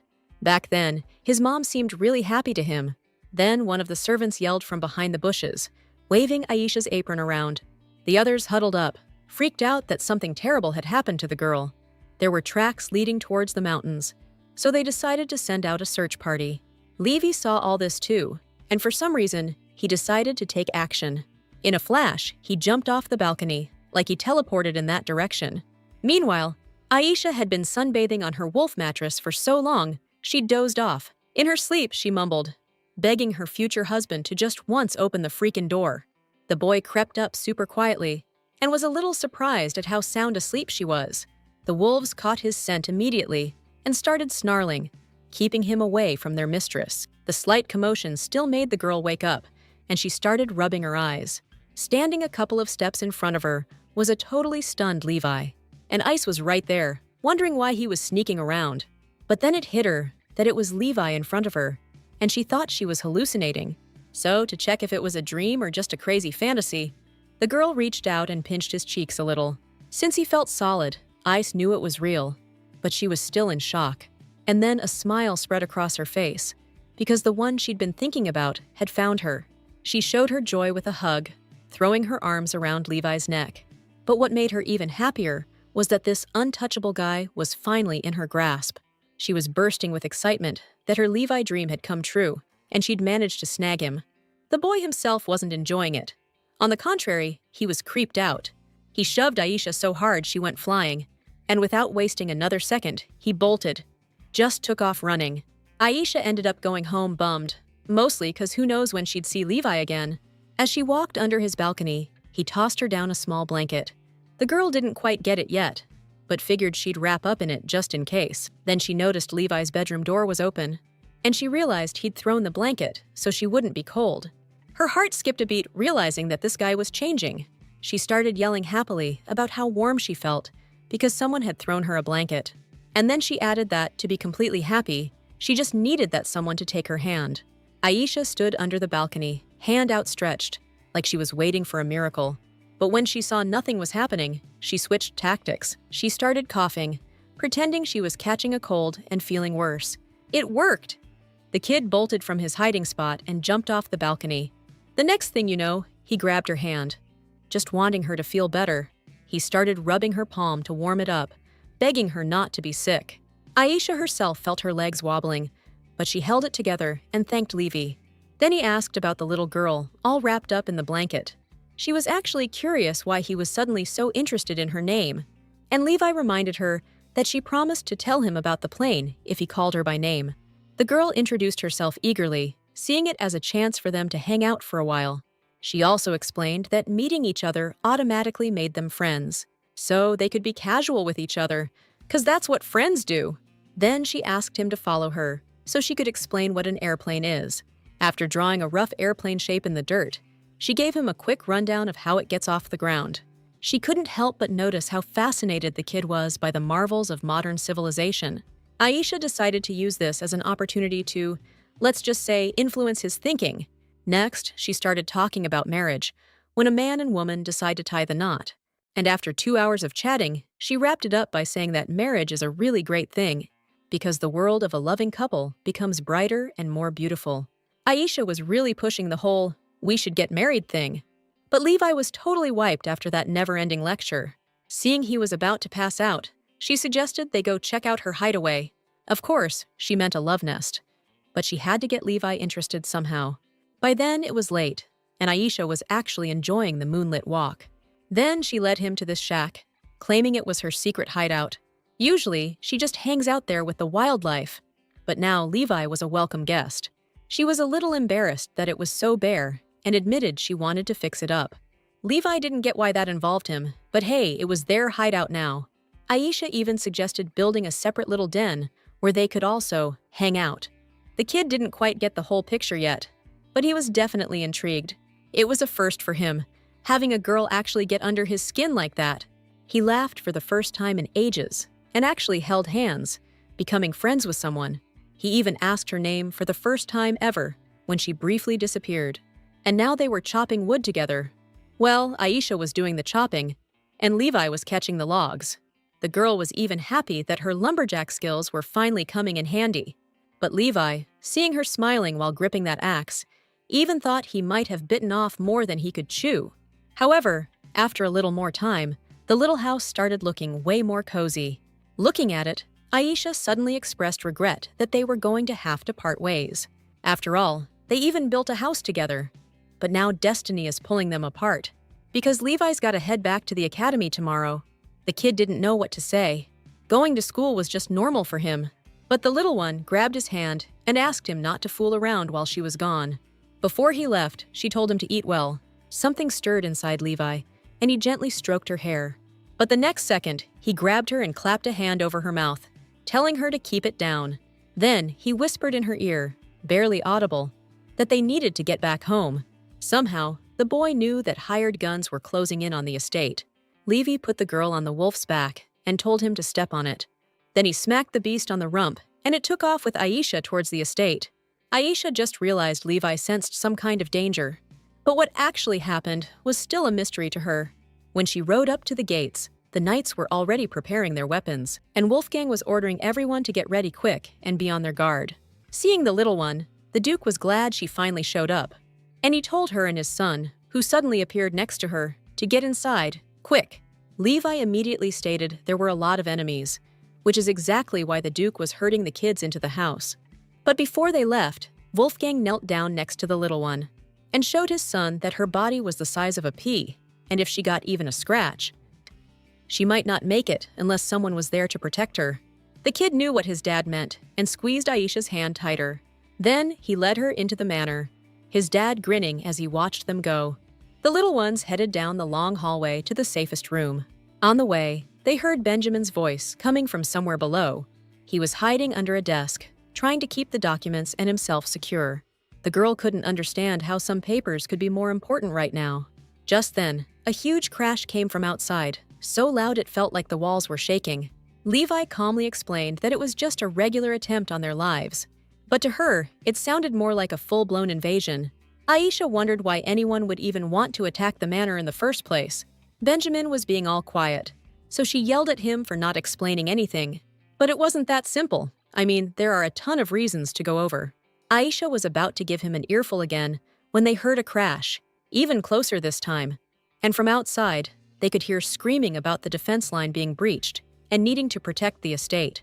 Benjamin, his voice shaking, explained that at this rate, the enemies would break through any minute now, though he was certain that the people inside this house wouldn't get hurt. Levi told them both to shut it. He heard someone had already gotten inside. After listening more closely, he figured there were 4 of them. And then he decided to go deal with those intruders himself. As soon as he took a step, Aisha grabbed his arm, trying to stop him. It's dangerous there. He could get hurt. Especially one kid against 4 killers. But Levi yanked his hand away and promised he'd be back, no matter what. The girl started freaking out, saying something bad would happen to him, and wanted to run after him and bring him back. After all, he's her future husband. She can't just lose him. While she was sniffling, Benjamin noticed that nobody else seemed to give a damn about Bastian. But he explained that even though the boy's only 11, he's Bastian, and that means something. Ace still didn't get the risk, like he had a bunch of lives to burn. She doesn't care if he's a Bastian descendant or whatever. A person only gets one shot at life. So she made up her mind to go find Levi before he ended up a broken mess. But just then, the window shattered and someone in camo gear jumped in. For Aisha, that moment of attack slowed down time so much, she could almost make out the tread pattern on his boot. But the next thing she knew, there was a hand reaching for her. It was Benjamin, who managed to grab her just before that boot took her head off. For a second, he felt pretty damn good about his heroic move. But the killer was closing in, and he swung this huge dagger at him, aiming to take his head clean off. Turns out the assistant was quicker than he looked. He did a fast flip with the girl in his arms. And after landing, he hissed, "I'm not the guy you're after, pal!" He even chuckled, like, these hitmen can't even get the target right. The bad guy didn't give a damn. He just wanted to be done with the man and the kid. That pissed Benjamin off, so he jumped up and kicked the jerk in the jaw so hard, he flew back a yard. And I bragged to the little one that I could do even more than that, since I work here. But then they heard a groan from the thug, who was wheezing in pain but trying to get up. So Benjamin put the little girl down and asked her to do something for him. Just as he was about to continue, the killer came charging at him with a knife. Quickly blocking the strike, Benjamin told Aisha to get help. The girl didn't argue and immediately ran off to find someone. Running further down the hall, she saw some maids with pitchforks in their hands. They noticed the girl and explained that it wasn't safe for her to be wandering around alone right now. But the little one yelled that Benjamin was in danger and needed help right away. The girls immediately raced each other to rescue the Duke's assistant. Aisha was actually surprised that this dude got so much attention from people. Only then did she notice Betty nearby, who'd stayed behind to protect the kid. Outside, there was another crash that made the windows shake. Betty scooped up the little one and told her to be quiet, 'cause someone was coming. Then, quiet as a mouse, she darted into the next room to hide.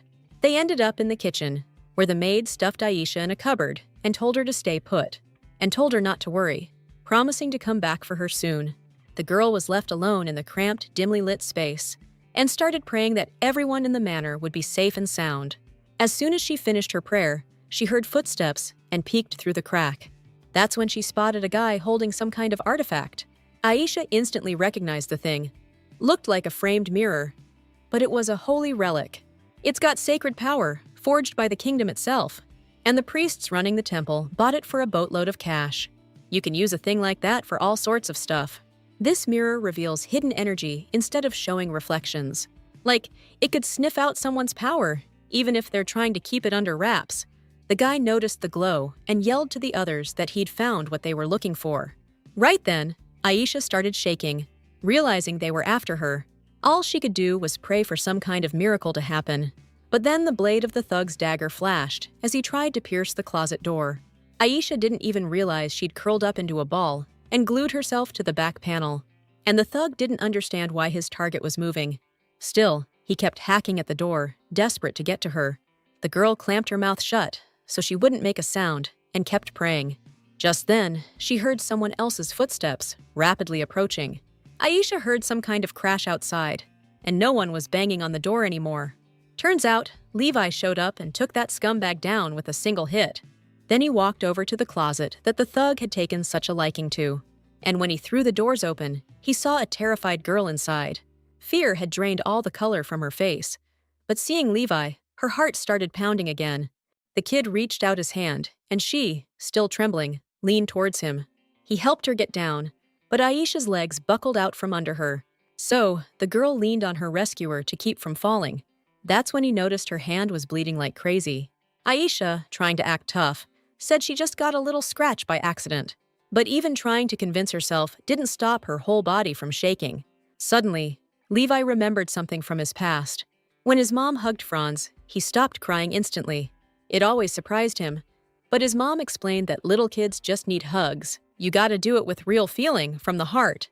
She also said that if Levi wants to comfort someone, he should just give them a big hug.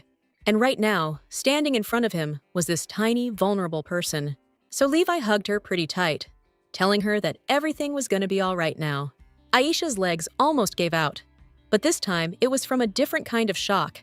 She couldn't believe this hard-ass kid was acting like this. Still, she was super happy, and she hugged him back even tighter. And they just stood there like that until everything calmed down outside. A little later, back at the temple, the priests were catching hell for screwing up the mission. After all, they were given that sacred mirror specifically for this. They started making excuses, saying they were dealing with some seriously heavy hitters. The boss just blew up again, saying he warned them that this power was like raw energy. And what really ticked him off was that his goons managed to leave a sacred artifact behind.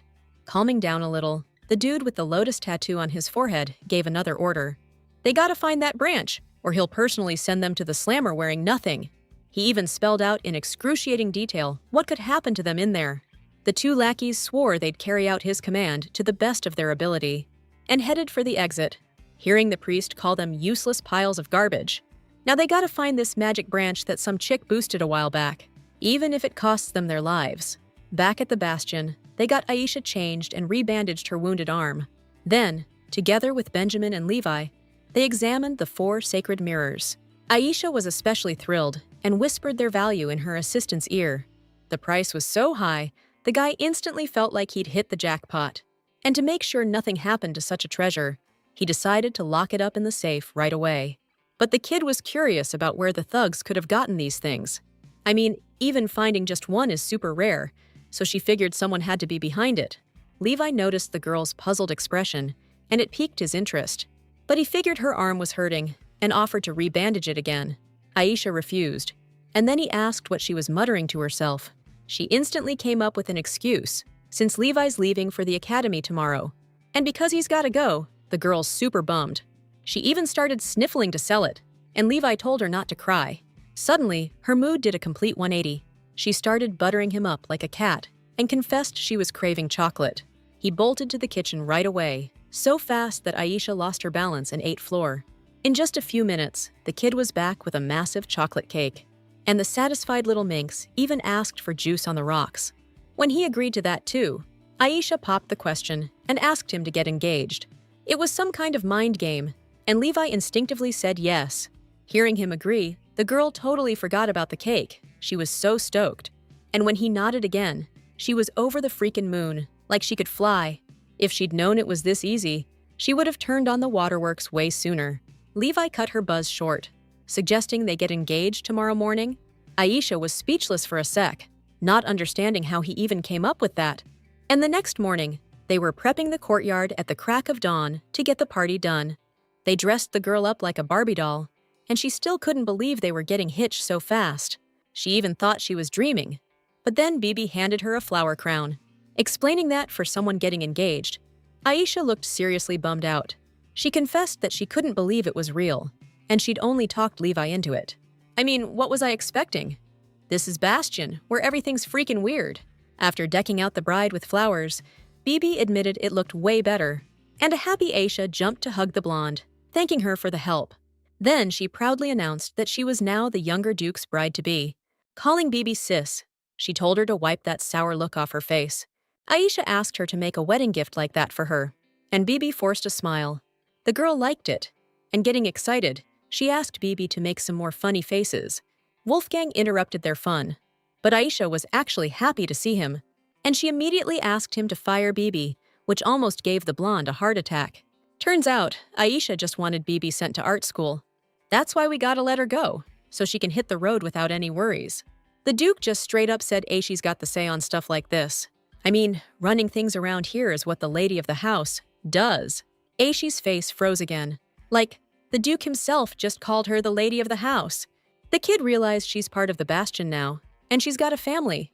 And she proudly declared that her father-in-law is official, and she's not just a bride-to-be anymore. Now, Wolfgang's really her father-in-law, and the little one asked him to take care of her. The Duke was all about it and shook her tiny hand to seal the deal. Then the butler came up and announced that everything was ready to go. And Aishi, grinning from ear to ear, followed the Duke to the ceremony spot. But then, something caught her eye and totally yanked her attention away. Under the arch where they were supposed to get hitched, stood Levi, looking sharper than the prince himself. But Aisha didn't chicken out. She walked right up to him, staring him straight in the face. Once she was face to face, she told him he looked seriously awesome. The kid just stayed quiet, 'cause he was a little shy. And then the girl started spinning around, begging him to check out her look. Levi just gave a quiet, uh-huh, even though he was totally digging it on the inside. Then, Aisha calmed down a bit, stood next to him, ready to pledge her loyalty. After that, all the residents of the estate started congratulating them. Even the wolves were invited, and wearing bow ties, they started singing some kind of crazy chorus. And now the newly engaged couple thanked everyone for coming. Well, then it was time to say goodbye, and Aisha walked Levi to the gate. The girl took his hand with genuine affection and asked him to take care of himself and watch out for trouble. You know, that kind of thing. She also admitted that she would miss him a lot and couldn't wait to see him again.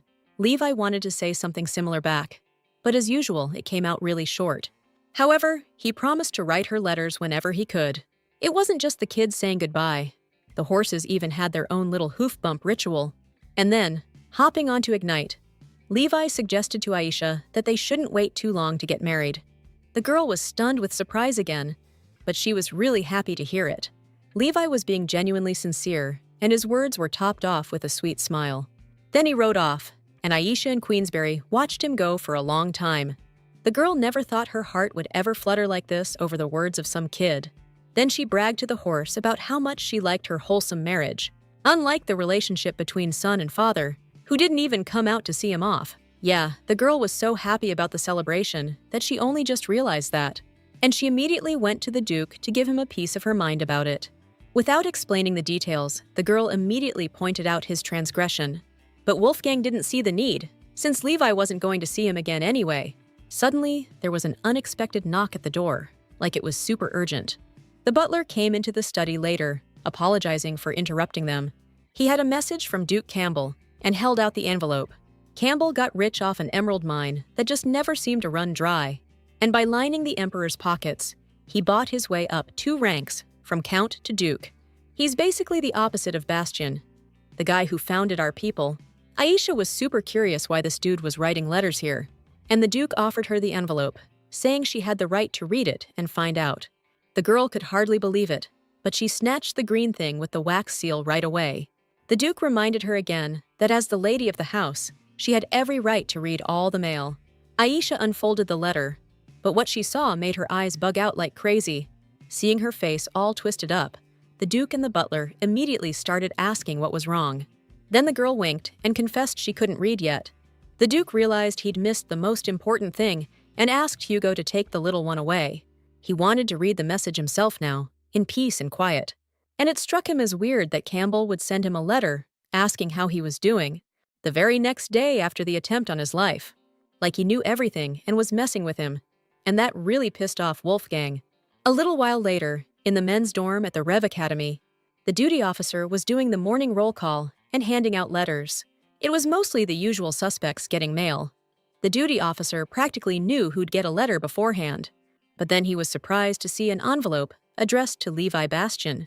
The delivery guy got curious about who this mysterious sender was, and when he read the name Aisha, Levi himself was super surprised. He snatched the letter from the delivery guy right away, almost ripping his arm off, and immediately clutched it to himself so no one would dare take it. Now, that name sounded like something sacred to him, and a message from her was like a blessing. Seeing the curious faces, Levi stunned them by proudly announcing that she was his fiancée, after which he zipped into his room and locked the door. But even through the wooden barrier, he could hear everyone expressing their surprise that he had a fiancée. But the boy paid no attention to it and began to carefully open the envelope. There was a short but sweet greeting from Aisha on the piece of paper. She actually managed to do it with a huge amount of effort. The girl, her face exhausted, slumped onto the table. The place Hugo brought her to turned out to be a library connected to a bedroom. Before, she kept wondering why anyone would connect those 2 rooms. Turns out it's so she can crash while she's studying. It was tough, but now she can at least write short sentences. And then it suddenly hit her how to create a message in a simpler way. After scribbling something on the paper, she handed Hugo an envelope to send. But 5 minutes later, Bibi burst in, asking why she was let go. She thought Aisha was joking, but it turned out to be the real deal. And Aisha sarcastically reminded her how Bibi always thought she was too uptight. But then she immediately asked if the blonde was enjoying her time as a maid. Bibi thought about it and realized all she had for fun was a mop and some rags. Just then, Aisha pounced on her, saying the Bastions don't need a maid who's lost her edge. So she told Bibi to leave and find her real talent. She even hinted that maybe she could try to do that at Seoul Academy. It's the second most famous academy after Rev, specializing in the performing arts. Plus, Hugo already knows, and Bibi can head over there as early as today. Aisha told her to ace the entrance exams and not even think about coming back. Bibi was still reeling, not understanding why Aisha was doing this for her. The kiddo paused, remembering something before answering. Back in the day, she was a princess, super popular with everyone. But most of the nobles looked down on her, saw her as some low-class nobody. So she ended up with no real power, just the title of saint. And now she's saying she believes in Bibi's potential and investing in her for the future. Because people say people are the best investment, and Aisha thinks Bibi's worth it. So she told her to get successful and pay her back double. That speech calmed the blonde down, and she even cracked a smile. Then the girls sealed their deal like kids, with a pinky swear. As she said goodbye to the little lady, Bibi promised to do everything she could so she wouldn't regret it. After that, she left Aisha completely awestruck. She was genuinely happy that this nasty piece of work had turned over a new leaf. But the good times didn't last, and it was back to the books. Right now, Aisha's main mission is to write a letter to her fiancé. So she started writing, begging him to rescue her before it was too late, saying she was only waiting for him. She finished it off by saying how much she missed him. Just then, she heard her dad's voice behind her, and it scared her half to death. She even got the hiccups. The Duke apologized, saying he just came to check on her. That's when the girl noticed he was all dressed up, even though it was almost dinner time. And Wolfgang just dropped the bomb that he won't be home for dinner tonight. The reason why totally blew Aisha's mind. He's going to meet her mom. And get this, he's taking her with him. The whole thing sounded insane to her, but it also freaked her out big time. It's not like she was hiding anything from the Duke. It's just she's never even met her mom. But this news just turned her whole world upside down. She even started to wonder if someone was just playing a sick joke, pretending to be her mom. Wolfgang was brushing her hair and telling her not to worry, but she just couldn't help it. But the Duke had something else on his mind right now and asked her to take care of her hair, because while he was brushing it, it just got even more tangled. So, the little one showed him the right way to brush those curls, starting from the ends. To the Duke, it felt like he was grooming an animal's fur. Benjamin, sitting across from them, just smiled at the sweet scene. But he had to put on a serious face when the Duke asked him for a ribbon. Then, after fiddling around with his sister-in-law's messy bun, he gave her a cute hairstyle with 2 little pigtails, all tied up with ribbons. The girl loved it, and immediately asked Benjamin to check out her look. She kinda looked like a poodle to him, but he knew better than to say that out loud. So he just said, all polite, that the little lady looked beautiful. Soon they arrived at their destination, and the girl was helped out of the carriage. The second she hit the ground, she heard a woman's voice calling her daughter. And the next thing she knew, some fancy-dressed lady was all over her, like she was trying to crush her. But she hugged the little girl. Though she squeezed so tight, it felt like her guts were about to pop. The woman started saying she was her mom, but Aisha wasn't buying any of that nonsense. She just reached back for the Duke, hoping he'd rescue her from this death grip. But the guys just stood there, watching the mother-daughter reunion. The woman was still putting on a happy face, acting like she was thrilled to finally find her little one. That's Baroness Maine, and she politely apologized for being a little late. Meanwhile, the common folk watched the aristocrats cautiously, recognizing the Duke among them. The madam kept praising Wolfgang for how he took care of the girl, saying she'd even heard rumors about it. The Duke noticed the crowd staring and invited them inside. The woman with the girl in her arms walked proudly, arm in arm with the Duke. At the restaurant, the waiter immediately showed them to their reserved table, more like a private, spacious room with a massive table. Once everyone was seated, the woman started talking, sounding a little worried. But Aisha cut her off right away, wanting to know what the heck was going on. Benjamin jumped in, explaining that rumors had been spreading around the area.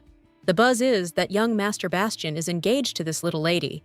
Everyone knows, from the academy students to their parents. Aisha was curious how the students found out, and it turned out her letter was to blame. And Levi told everyone that the letter was from his fiancée. But we also managed to find out that Madame Manet is actually Aisha's mother. Next, Benjamin briefly explained what this marriage means, considering the new circumstances. But from what he said, it became clear that it would be a family in name only, to maintain appearances. Since her mother's a baroness, they just didn't want to tell the girl right away. The little one's feelings were all mixed up, and she really wanted to believe that this was her real mom. And she asked if the baroness would mind if she started clinging to her. Aisha decided to make the best of the situation, since there wasn't anything she could do about it right now. Then she hugged her mommy, and after kissing her on the cheek, asked her not to forget her, even if she got married. The guys, seeing this, were even happy that these two had found each other. When Aisha got home that evening, she complained to Betty that she was so stuffed she could pop. She also confessed that people were now calling her the Baroness's daughter. She wanted to do her homework now, but the maid told her to go to bed. It's way too late, and the little one can do all her lessons tomorrow. The girl agreed, and they went to their room, while someone was watching them. This unknown person was focused on the little lady in particular. He just couldn't believe that she was young Master Levi's fiancée. More time passed, and the summer month of June arrived. Lately, the heat outside had been brutal, and Aisha was getting worn out by it.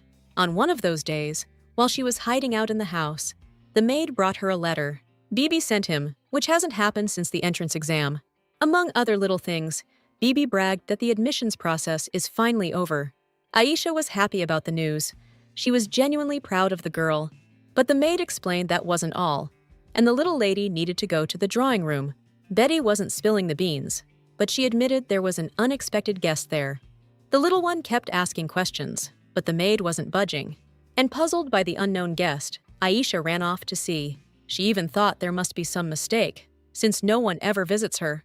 And just as she was about to arrive, she suddenly slipped and fell flat on her back. A guy in a monocle immediately appeared above her and asked if she was all right.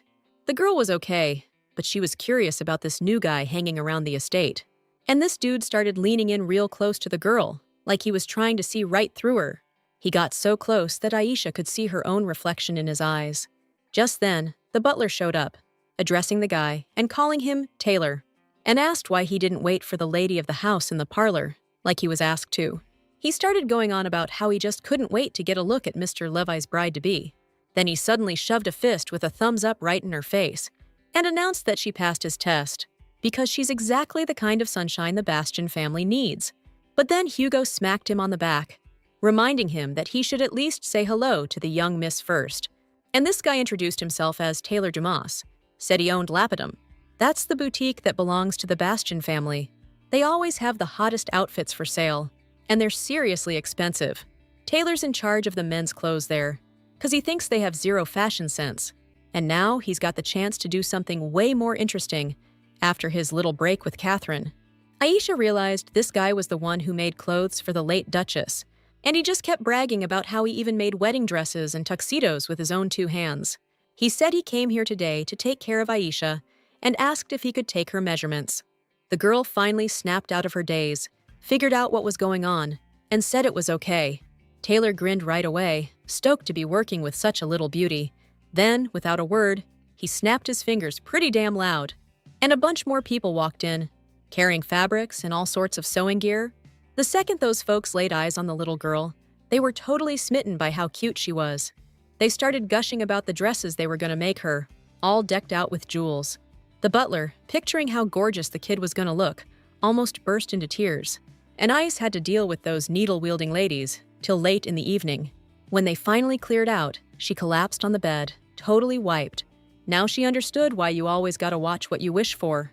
She couldn't even remember exactly how many dresses she'd tried on today. It was easier when she was just nobody. But now she's gonna be a little duchess. She's gonna have to dress the part, you know, for the situation and all. Aisha thought it was a waste of time, but hey, there were some perks. Right now, she just needed to crash and recharge. She was running on fumes. But 30 minutes later, she was wide awake, staring at the ceiling like crazy. The girl figured it was just burnout, but decided to take a little walk.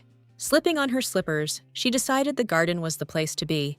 And soon she was outside, taking a deep breath of that fresh air. She also wanted to check on Queensberry, who was also up this night. Turns out the foal was wide awake too. Aisha walked over and stroked his growing face. After that, he started snorting playfully, showing how happy he was to see her. Aisha loved the sight so much that she immediately kissed his furry nose. Suddenly, the atmosphere changed somehow. Even the horses got more tense. Aisha, thinking someone was outside, went to check it out. And at that moment, she saw those black hooves in her face again.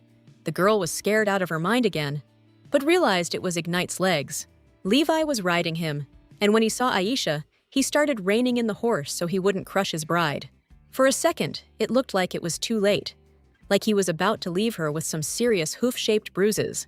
And seeing things going south, the little girl braced herself for, at the very least, some broken ribs. Levi managed to stop the horse, though. Pulling the reins so hard, the poor thing looked like its eyes were about to pop out. Then he bolted straight to Aisha, worried she might have gotten hurt. Right now, she was more hung up on something else. His sudden appearance. Of course, she was happy to see Levi, but she was wondering what he was doing here. He got all flustered and reminded her that she'd written him about how much she missed him. The girl was a little taken aback. She didn't think he'd take it so seriously. The guy just straight up rushed over here, even though the semester wasn't over yet. She was worried he might get in trouble for pulling a stunt like this. She told him to go back, but Levi was determined to stay by her side. His stubbornness kind of appealed to her, and she gave in. Then she threw her arms around his neck, thrilled they'd be together, at least until the Duke finds out and sends him back. Wolfgang found out about the boy's arrival real quick and summoned him first thing in the morning. Aisha came with Levi, knowing her fiancé was about to get a major dressing down. Levi, trying to cover his butt, explained he rushed his exams. That's why he arrived 10 days early. Aisha started backing him up, saying he aced all his tests and got a smack down from the Duke, which made her start crying, and Levi started comforting her, totally ignoring what his dad was saying. Levi's sentence was being grounded in his room for 10 days, which the girl didn't think was a big deal, since she could just go see him. But Wolfgang added that Levi couldn't have any visitors, and that was a real blow to them. The kid immediately started arguing, but it was tough to get his dad to change his mind. That was his final call, and after that, he kicked the little guys to the curb. Levi was feeling pretty awkward, knowing Aisha was suffering because of him, but the girl just calmly took his hand and offered to walk him to his room. The boy agreed, but the whole way there, he was eaten up with bad thoughts. Aisha kept saying the time would fly by, and that she was happy he aced his exams, but then she figured it was because she'd asked him to do well on them. It was clear Levi hung on her every word, but she couldn't figure out why he hadn't replied to her letter. Truth was, Levi sat down to write every night, but he just couldn't do it. He had so much bottled up inside, he just couldn't find the right words. That just made him even cuter to the little girl. Her eyes practically sparkled. And just like that, chatting away, they were at his room, and it was time to say goodnight. Aisha told Levi to come on in, but he was frozen, just standing there. The girl was worried he'd get in trouble, even tried to nudge him, but no luck. He needed to get inside, or his grounding would get extended, like a lot. So she started racking her brain, and remembered them talking through the balcony. It was a solid start, seeing as Levi couldn't leave, and she couldn't go in. The little one clapped her hands together and declared she had a brilliant idea. The next day, they set up a tea table for her in the yard, and it was right next to Levi's balcony, so Aisha could treat him to some cookies. The delivery method was a little unorthodox. She had to chuck him onto the balcony. Turns out, she'd been practicing her throws lately, and she was nailing those cookies. Levi was catching them, not just with his hands, but with his mouth too, like a puppy. He was keeping his girl entertained, and she was stoked he liked the gingerbread. Then she asked the little master to feed her too. The kid grabbed his cookie and chucked it off the balcony, but he overshot it, and the cookie sailed right past her, into the grass somewhere. Aisha told him he needed to loosen up his arm a bit and not throw so hard. That's how they did dates long distance. Aisha would do her homework or just read at that same table, and Levi would just chill and watch her, not bothering her while she studied. One day, Taylor just plopped down next to her and asked her to share her cookies. The girl didn't mind. She was happy to share, and she shoved one right in his mouth.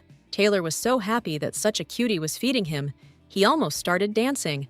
But then Hugo found him. apologized to the lady, and dragged that old geezer away by the scruff of his neck. Aisha watched for a bit as the butler tried to set the tailor straight.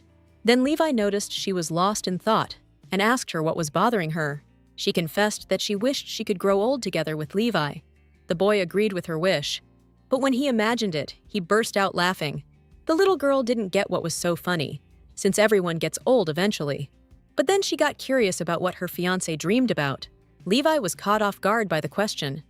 He realized he'd never actually thought about it, but the girl was waiting for an answer, so he started to stammer, trying to buy some time. And then he admitted that he used to really hate this place because his mom passed away here and he was so lonely. But now he loves it because he has Aisha, and she promised that he wouldn't have to be sad anymore. She's gonna give him only the good stuff she's got. Levi looked sad at first, but then he smiled, trusting that Aisha wouldn't let him down. A week later, the little one went to meet the released prisoner, and when he crossed the threshold, she congratulated him on his release. She brought him a huge slab of vanilla halva as a gift and told him to try it right away, explaining that prisoners eat stuff like this when they get out of the slammer. Levi had almost polished off half of it when Benjamin walked up to them, but he was heading straight for Levi, letting him know the academy had made a decision. And because he's been skipping class, he's facing disciplinary action, makeup work next semester. But he wasn't too worried about it. After all, he's ranked second in the academy. Aisha was hoping for a date, but first, they needed to see the Duke. There, she found out they needed to head to Bastion Estate because of monster attacks, which was weird, because monsters usually attack in the cold season, and it's summer now. They explained to the girl that sometimes it happens no matter the time of year. Bummer, this means we gotta postpone the wedding. The young master was the first to object to that idea. He suggested we just do the ceremony right now and head to the estate later. The Duke was worried that rushing things like that would be a total train wreck. Levi thought about it for a sec and agreed that putting it off was probably for the best. But then Aisha remembered Taylor already got some killer outfits ready for her, including the wedding dress. So she doesn't have to sweat the clothes thing, even though she's already cute as hell. All that's left is to find Levi the most awesome suit. None of the grown-ups argued, and the little one was back to patting herself on the back for being a genius. But when they stepped outside, they saw everyone was way too busy dealing with other stuff to care. They're scrambling to pack, 'cause we're moving. That's when Aisha realized she was finally gonna meet another person. Levi's younger brother, Franz, who she'd heard so much about. Aisha heard he was a real piece of work, but she was dying to know more. But it turned out Levi, who should know his brother best, claimed he knew nothing. His mood totally flipped, and Aisha couldn't figure out what was up. Then it hit her. He was just jealous, which somehow made him even cuter. To test her theory, she dropped a rumor that Franz was super good-looking, like seriously adorable, and she couldn't wait to meet him. While she was gushing about his little brother, Levi just kept walking away. And Aisha realized she'd gone a little overboard praising his little brother. It was pretty dumb to say all that to someone who rushed to her from the academy just because of her letter, so she started apologizing to Levi, knowing how much she'd hurt him. For a second, she was even scared he'd call off the wedding. She caught up to him to see his face, and he was sulking like a little kid. But then, Levi took off running, not wanting his bride to see him like that. Now, Aisha was feeling awkward, but she hoped she could try to smooth things over tomorrow. But the next day, in the carriage, Levi just sat there silent, not even looking at her. She tried everything to get his attention, even offering him a cookie to cheer him up. But even candy didn't work, while the Duke and his assistant were having a blast watching the drama unfold. Aisha tried again to talk Levi out of being so pissed, but when nothing worked, she broke down crying and admitted she was wrong. It was like someone flipped a switch in Levi. He didn't even react to that. The truth was, he was a mess inside, but he wasn't letting it show. Soon the carriage stopped to take a breather from the long ride. The passengers sighed in relief that this, albeit minor, bumpy ride was over. Stepping out of the carriage, Aisha first scanned their surroundings. Then, a knight offered her his hand and offered to help her down. The girl was just about to take his hand and step down, but she caught the Duke and Levi giving her death glares, warning her not to touch another guy. She jumped herself, ditching the knight for some peace at home, mentally kicking herself for almost doing something incredibly stupid. Wolfgang walked right up and reminded her not to cheat on her fiancé. She wasn't arguing with that, but then she felt Levi's judging stare. The kid was practically burning holes through her with his eyes, not saying a word. But she knew exactly what he was thinking. It didn't last long, just a couple of seconds. Then Levi turned his little face away again. Aisha teased him about being so touchy, even though he's not so little anymore, and it made her wonder if the Duke was the same way with his wife. The kind of guy who'd just suffocate you with jealousy, even over nothing. Wolfgang thought for a second, then suggested punching him if the jealous guy deserved it. He knows from bitter experience that the kid'll fall in line eventually. Aisha still couldn't figure out what that meant, but the Duke just strolled off, whistling a tune. Then Betty, the maid, came up to the little girl and told her it was lunchtime. Aisha's stomach rumbled at the mention of food, but first she needed to take care of something. She still had one unanswered question about her fiancé, so she immediately took off to catch up with him as he strolled along a separate path. The little girl called out to him, but the boy pretended not to hear her, didn't even flinch.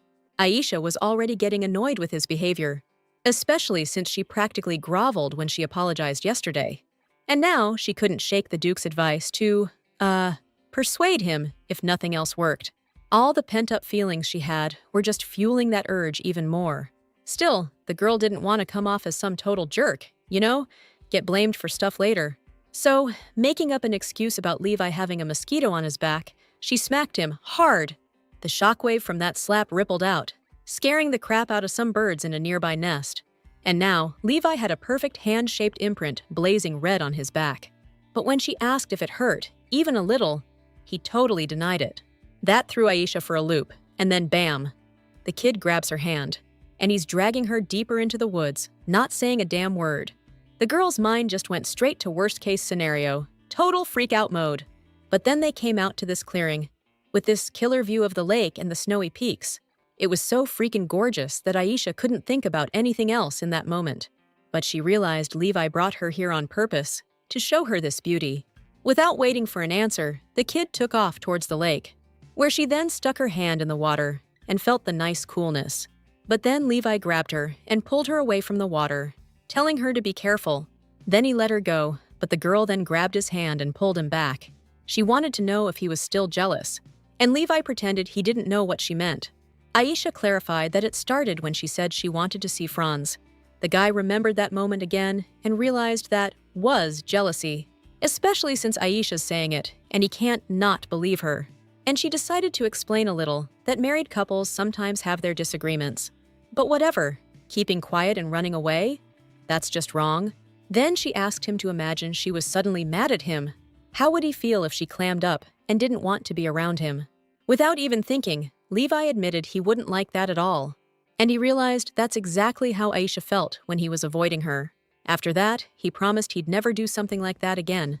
And his bride promised she wouldn't try to push his buttons on purpose anymore. They sealed their truce with a pinky swear and got ready to head back. Their first marital spat was over, and Aisha just had to win over Franz now. But even before they got back to the estate, something terrible happened. These monsters, huge as hell, just popped up and started attacking this little patch of land.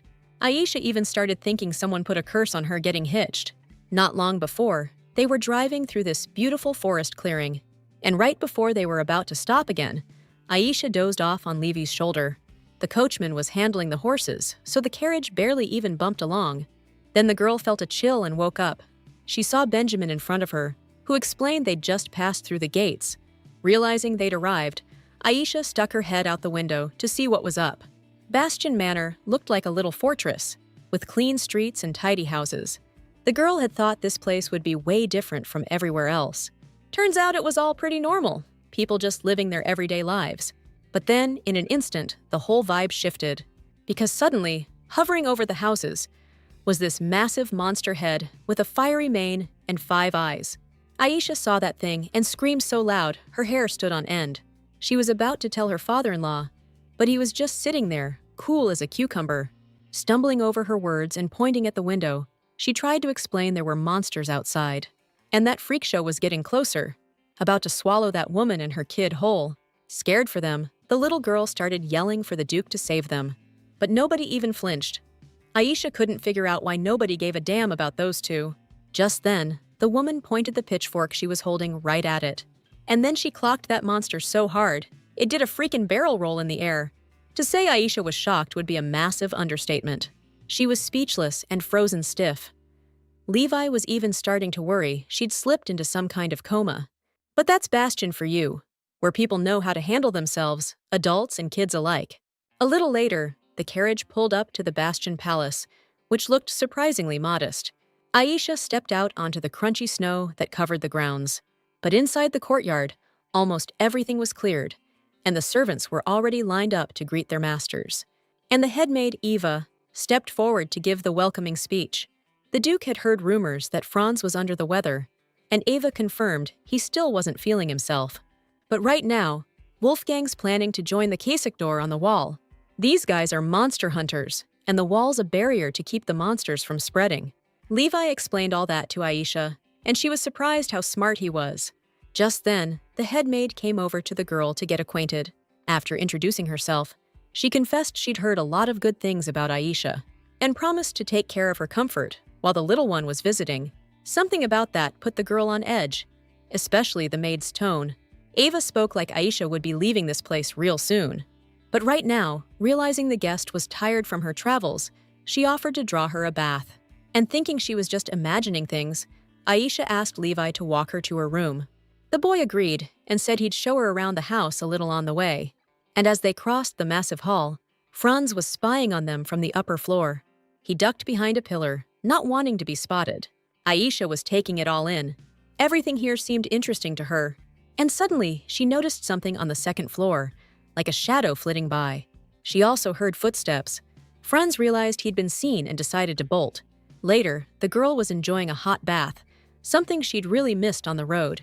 They gave her the nicest room, and her dinner with Levi was delicious. And now, this hot water was making every cell in her body relax. Betty bustled around and offered to rinse the suds from her hair, which Aisha accepted. What really threw her off was why the maid was holding a bucket of water right now. In an instant, all the freezing water from that bucket splashed right over the girl's head. The poor kid instantly started shivering. Her teeth were chattering like crazy. Even the maid was surprised the water in the bucket was so cold. She immediately wrapped Aisha in a blanket and carried her to her room to stoke up the fireplace. Sitting the girl in front of the fire, Betty kept apologizing for not checking the water before dumping it, and she promised to deal with whoever prepped it. But the little girl told her not to worry about it. Then, looking out the window, Aisha saw huge snowflakes falling, and it was getting even colder outside. She was worried about the Duke, who was on duty at the wall in this weather, and he probably won't be back until he's sure the monsters aren't trying to get past the wall. The little girl wanted to ask Betty more, but she started yawning, exhaustion kicking in. So the maid got her changed into some comfy pajamas and told her to get some sleep. A minute later, the little girl was snuggled under a warm, fluffy blanket, ready for sweet dreams. The crackling fire in the fireplace helped her drift off fast, and the little one was out like a light, barely managing to shove her fist under the pillow. A little while later, the maid showed up in the doorway, her face hidden in shadow. She was carrying a bucket of cold water, which she splashed into the fireplace, and the warm fire went out almost instantly. The maid glared angrily at the sleeping girl and muttered under her breath about how much she disliked that little miss. Before long, Aisha started shivering from the cold, even under the warm blanket. She was dreaming about her past life, about being just as small as she is now. Her dad was walking away from her, and she tried to call out to him, but she just couldn't. When her dad didn't come back for a long time, she started asking her grandma about him, and the old woman just mumbled that the guy was a real piece of work. The girl didn't get why her grandma was talking about her dad like that. And then she saw her grandma standing over her, and she was freezing cold. The little one got sick and had the chills, but she could feel the old woman's hands reaching for her. That's when it got so scary that Aisha woke up screaming. Betty was already there. She knew the little one was having a nightmare and came to wake her up. She also said that the fireplace had gone out, but she'd gotten it going again. She blamed herself for it, thinking she hadn't stoked the fire enough. But the kid wasn't mad. She knows everyone screws up sometimes. Then she asked me to get her ready, 'cause she's hitting the mess hall with Levi. Almost an hour later, the girl met him in the hallway where he was waiting, and those icky feelings from her nightmare just vanished in an instant. After saying hi, she asked him how he slept last night. She didn't spill about the bad dream, but she did tell him what she was thinking about yesterday. Aisha suggested they go visit Franz, and Levi got hit with that jealous feeling again. But it'll just be a friendly visit. 'cause the little one heard he's sick and stuck in his room. The girl just doesn't want him to feel all alone while he's under the weather. Levi was still on the fence, so she guilt-tripped him, saying he didn't even care about his brother. And hey, he's not just some random dude, he's a bastion just like Levi. Besides, Aisha wasn't planning on going to Franz alone. She suggested they go together. But then she was totally blindsided when her fiancé said she might cheat on him. Turns out, the kid was just kidding around. It was a pretty rough joke, but Aisha wasn't mad. After that, they went to chow down on some delicious local grub. And with their bellies stuffed, they took a stroll around the estate. Aisha was super happy and skipped ahead. But Levi noticed something was off. She was walking under an archway, and someone was getting ready to dump a bucket of water on her. Levi immediately yelled out to his bride so loud she practically jumped out of her skin. The next thing you know, he yanked her back and pulled her close. No time to explain right now. Aisha started asking what was up. But then she heard water pouring behind them. She looked back at the huge puddle and realized her future hubby had saved her from a total disaster. Still a little freaked out, the cutie thanked Levi for being such a hero. But she couldn't help thinking it might just be a coincidence. I mean, who dumps a bucket of water in the middle of the house? And that wasn't the last weird thing that happened. A couple times, Aisha got ambushed by crows that just seemed to pop out of nowhere, and someone kept setting traps in her path, but Levi always warned her in time. This welcome, feeling like some kind of survival game, was seriously messed up in her mind. But she gotta admit, it felt good knowing Levi was always there to save her butt. And even when they just stumbled across a mangled rat carcass, he covered his bride's eyes, not wanting her to see the gruesome sight. But the girl wasn't scared of the rat, and she told her fiancé as much. And approaching the little body, she noticed the wounds on the animal looked like it had been pulled from a trap. The girl wanted to bury the poor rat, and she reached for it. And she told Levi not to worry. Noticing he was getting anxious again, she carefully scooped up the dirt around the little corpse and stuck a twig in the ground to mark the spot. After that, she said a little prayer, hoping the creature would find peace. She definitely needed to wash her hands after all that, and Levi was going to go with her. But Aisha said no, explaining that she needed to walk alone for a bit. Truth is, she needed Levi out of the picture so she could figure out who was messing with her. Aisha was in a mood to absolutely destroy the lowlife who was pulling these stunts. The dead rat was the last straw. I mean, the poor animal didn't deserve that. She walked into the hall and found it empty. But she got a really bad feeling. And she was right to, because she stepped in a puddle of oil someone spilled. Just like you'd expect, thanks to gravity, she went flying, face-planting on the floor. The crash was so loud, Betty heard it from the next room. But when she saw the young miss sprawled out like a rug, she freaked out big time. Aisha, seeing stars, was still trying to figure out who was doing this crap to her. After a while, Aisha came to, with a killer pain in her forehead. Betty, who was on duty, rushed over and started asking how the girl was feeling. She also told her not to worry about the young Duke, because he wouldn't pull pranks like that again. The little girl couldn't believe it was all the work of a little boy. Although maybe he was just jealous that she was taking up his brother and dad's time. Still, a lot of the stuff that happened was way too much for a 7-year-old to pull off, especially since he's supposed to be sick. But Betty just explained that he was faking it, and Betty reassured Aisha again that there's nothing to worry about, because the older Duke really laid into him this time. The girl couldn't believe her ears. Her fiancé had actually scolded his own brother, but he is in charge of keeping things in order around the mansion when the head of the house is away. And the maid thought Levi was seriously ticked off this time, like, really angry.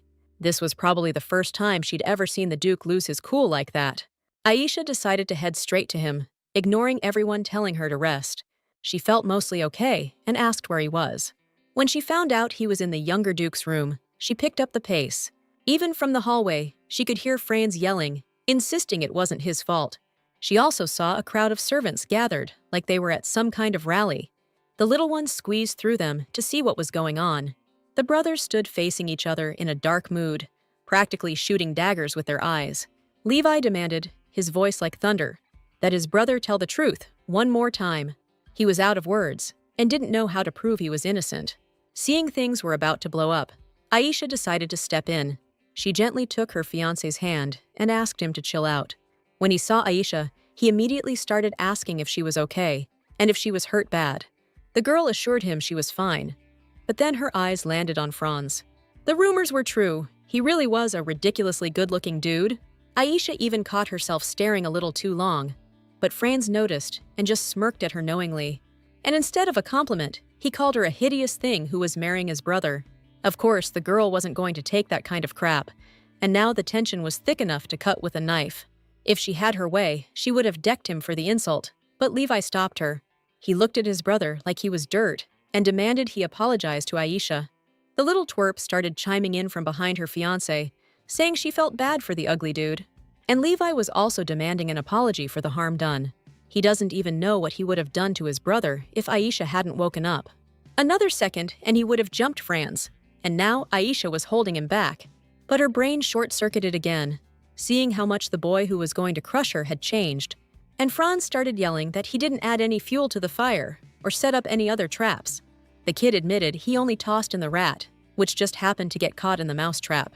He's hearing about the rest for the first time. And besides, he has no reason to do something so pointless. No matter how hard he tried to justify himself, his older brother didn't believe him. Franz was lying from the start, saying he was sick just because he didn't want to see anyone. Besides, it wasn't the first time he'd faked being ill. The first time Franz lied about being sick, Dad dropped everything and raced home. He blew a major deal back then, but he rushed back to his ailing son. And now Franz, whose arrogance had completely vanished, just kept repeating that he wasn't lying. That repeating phrase was seriously starting to tick off his older brother. Seeing a fight brewing, Aisha told Levi to chill and hear his brother out first. Just then, the head maid walked up and confessed it was her fault. Everyone was surprised, especially Franz. And from the outside, it looked like she was just covering for him. But then she clarified that she hadn't taken proper care of the younger duke, as the person in charge of the estate. And dropping to her knees, she announced she was ready to face any consequences. Levi sensed something was off and asked the head maid to stand up. But the woman stayed put. Even Franz's request didn't move her. The kid glanced at his older brother, scared he was about to lose his cool. But Levi just told his brother to play it cool until their father got back. Then, he took Aisha's hand and asked her to come with him. The girl looked back at the maid again, and she got a really bad feeling about this. And as they were almost out of sight, Franz asked Eve how she was doing. The maid, watching the girl leave, insisted that she was perfectly fine. But her mind was racing with some seriously messed up thoughts. Ever since that whole falling incident and the big blow-up, Levi hasn't left Aisha's side for a second. The girl felt kinda awkward, like he was glued to her, an extra limb she didn't ask for. But the kid was worried someone else might try to mess with her, and he didn't want her getting hurt. When they got to the room, the little one looked out the window, just trying to kill some time. Down below, she spotted a bunch of paper airplanes, probably tossed by Franz in some kind of huff. Suddenly, the little girl asked Levi what the deal was between Franz and Eva. She couldn't shake the image of how worried the boy was about her. Levi explained that after his mom passed, that woman always looked out for him. It's been almost 6 years since she died, and Eva basically raised him. Hearing that little piece of the family history, Aisha thought Franz was still being way too uptight. Still glued to the window, the little one suddenly gasped. Totally surprised, she snuggled up to Levi and explained that it was snowing again outside, right in the yard.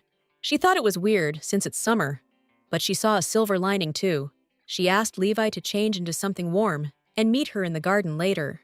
Disappointment crept in real quick when she found out she couldn't go out. Betty explained that the tailor hadn't sent her warm clothes yet, so she'd have to wait. Even wrapping herself in a blanket wouldn't cut it, 'cause she's planning on playing in the garden. Besides, she just got over feeling under the weather not too long ago. The girl was super bummed she couldn't play, and then, wouldn't you know it, the maid shows up. She was holding a big bundle.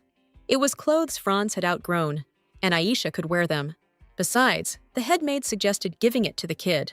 Aisha was surprised, and that weird feeling came back, like during that showdown. But it's just clothes, right? She hoped nothing bad would happen, and it's a good chance to go outside with Levi and have a snowball fight. Betty wasn't against it either. She was actually happy for the little one. Soon, Aisha went out to the garden, where her fiancé, bundled up, was waiting. The girl hoped he hadn't been waiting long, since it took her a while to get ready. But then she noticed his face was frozen in a weird expression, and his eyes were fixed on the cloak. He recognized Franz's clothes, and Aisha explained that she borrowed it because it was cold outside. Even so, this was the trigger that made Levi jealous all over again. I mean, he's got clothes too, and she just didn't get why the bride didn't pick him. But he kept quiet, just puffed out his pink cheeks, which only made him look even cuter. Then Aisha jumped on him and suggested they build a snowman together. They each started rolling a snowball, trying to make it as big as possible. And then Levi, being the stronger of the two, started stacking them on top of each other. For a second, Aisha even felt a little uneasy when she saw him lifting that huge ball of snow. Franz was watching the whole thing from the window, wishing he could join in the fun. A little later, Aisha fell back into the snow, totally enjoying herself. Suddenly, she felt a weird stinging sensation in her right leg. She grabbed her leg, and Levi was right there, worried, asking if she was okay. Worried she was hurt, he started pulling off her boot to make sure she wasn't wounded. But it turned out the bandages were just stuck to her skin because of the snow. That's what was causing the burning. The kiddo immediately reassured her fiancé that it wasn't a big deal. But he didn't buy it, and scooping her up in his arms, he decided to carry her inside. Betty was surprised the kids were back so soon, but then she saw the state they were in, and she nearly jumped out of her skin, terrified that Aisha was hurt. The little one kept insisting that they were overreacting.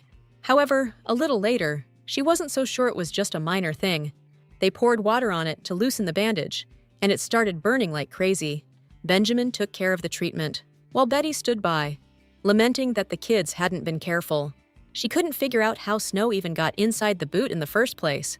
And as she was checking it out, just being curious, she noticed something was off about it. Her face twisted up so weird in that moment. Aisha got spooked, and Levi got his guard up. Usually, winter boots are waterproof. They've got like a wax coating or something. But this one doesn't. It's like someone deliberately got rid of it and sent it to the girl. Levi's first thought was his brother, since these were his clothes. But Aisha stopped him right there, saying she had a genius idea. Thinking it through, she realized that whoever's behind all this is someone who could easily pin all the blame on Franz. And all the clues pointed to one person. It could only be Eva. Having figured that out, she suggested Levi do something. The kid agreed right away, without even asking what his bride was planning. He just trusted her, and that made her heart race like crazy, yet again. The next day, the head maid was hanging the Duke's clothes on a mannequin. Then she suddenly hugged it and started whispering sweet nothings, pretending it was Wolfgang. That old bat had a thing for the head of the family and was hoping he'd get back soon. Suddenly, a sharp knock on the door made her jump out of her skin, 'cause she could get caught. Luckily, she'd locked the door beforehand and just huffed, annoyed that someone was interrupting her daydreaming. Levi and Aisha were waiting for her outside, all dressed up and in high spirits. Eva politely asked what the little miss wanted with her, and she said she wanted to go play with Levi in the annex. The maid refused, saying the Bastion's treasures were guarded there, and it wasn't a place for games. But the little girl was super curious. She even agreed to let Eve come with them. After another refusal, she declared that she'd still marry Levi, and the keys to that place would be hers. The head maid swallowed hard, a knot forming in her throat, and reminded her that Mrs. held the keys. But Aisha pointed out that she wasn't here, and Eve was just temporarily guarding them, because she wasn't Mrs., just a regular maid, even if she was the head one. That stung Eve, but she kept quiet, just giving the little girl a piercing look. And she'd have to obey, since she could end up getting chewed out by the Duke himself. After a short walk, they approached a small building with massive doors. While Eve fiddled with the lock, Aisha asked if Levi came here often. He shook his head like, "No way." And then they saw what was inside. It was crammed with so much treasure. It was insane. The girl was totally geeking out, checking everything out. Spotting another locked door, she begged Eva to open that one too. The next room looked more like some kind of massive tomb. It was loaded with bling, which Aisha was absolutely losing her mind over. The head maid stuck to the kids like glue, especially keeping an eye on the girl. That's when Aisha put her plan into action, telling Levi she'd dropped something back the way they came. So, she asked him to go back and find it for her. Levi took off like a shot to do whatever his future wife wanted, and the girl kept looking around, saying how awesome this place was. On one of the shelves, she spotted a ruby bigger than her hand and reached for it. But just then, the maid smacked her reaching hand right away. The kid turned around and glared at the offender, who calmly apologized, said she didn't want the child messing with a priceless family heirloom. Aisha apologized too, saying it was just so beautiful she couldn't help herself. And then she went on about how it was like, all the treasure in the world was right there. What she liked most was this crazy sword and a ruby the size of her fist. Then she admitted she actually liked the aunt, who acted like a stepmother, even though she wasn't. The kid's words stung the maid, and she was about to fire back. But then Levi showed up and reported he hadn't found anything, even after searching everywhere, and Aisha apologized to him, explaining that she was probably mistaken. The kid touched his hand, and he noticed a bruise on her wrist. He started to worry that now her hand was injured too. Then she asked him to carry her because her leg was a little sore, and Levi immediately gave her a piggyback ride. As they left, Aisha yelled to Ava that they were heading out and she could lock everything up. On the way back, the kids started thinking about the situation again. Everything pointed to Ava taking advantage of the owner's absence and pinning the blame on Franz, and now she can't figure out why the boy values that woman so much. Getting into a conversation with Levi, she learned that he definitely doesn't like Ava, and she was surprised because she thought he cared about that woman. Levi only kept his hands off her because his little brothers got a thing for her, and Aisha decided to spill the beans, saying she suspected Eva was behind everything. When she laid out all the details, Levi went ballistic and was ready to take her down. But the kid told him to hold his horses, because they didn't have any proof yet. But once they did have proof, they could make that lowlife suffer however they wanted. The girl was already looking forward to seeing the look on that jerk's face later. The next day, Aisha was still lost in some sweet dream, when yelling started echoing from the hallway, waking her up. And then the door burst open, with practically all the mansion's servants standing there. And leading the pack was Eva, and she apologized for the noise with a smile. The girl, still half asleep, didn't even bother to scold them. Covering a smirk with her hand, she asked what all the commotion was about so early. Of course, the girl already knew, but she played it innocent. And the head maid reported that a relic had gone missing from the annex. She also pointed the finger at Aisha as the prime suspect. The girl just chuckled, knowing what was coming next. Eve ordered the servants to search the room, and they scattered like cockroaches. Betty practically turned blue with indignation, not understanding how they could accuse such a sweet creature. But Aisha told her not to worry, then whispered for her to go get Levi. Betty didn't get why, but she agreed to do as she asked. While she was gone, the kid watched the search and thought, "Man, they should clean this thoroughly all the time." One of the maids, searching under the rug, actually found the ruby. Eve even smirked, thinking she could finally get rid of the brat. But the kid pretended to be caught, all while giggling like crazy. Eve gave her this, "Are you for real?" look, figuring she'd lost it out in the cold. Just then, Levi walked in and immediately went to Aisha. And she started whining about how they found the jewel and she didn't know what to do. Levi just calmly said it wasn't a problem and she could always take it to play with.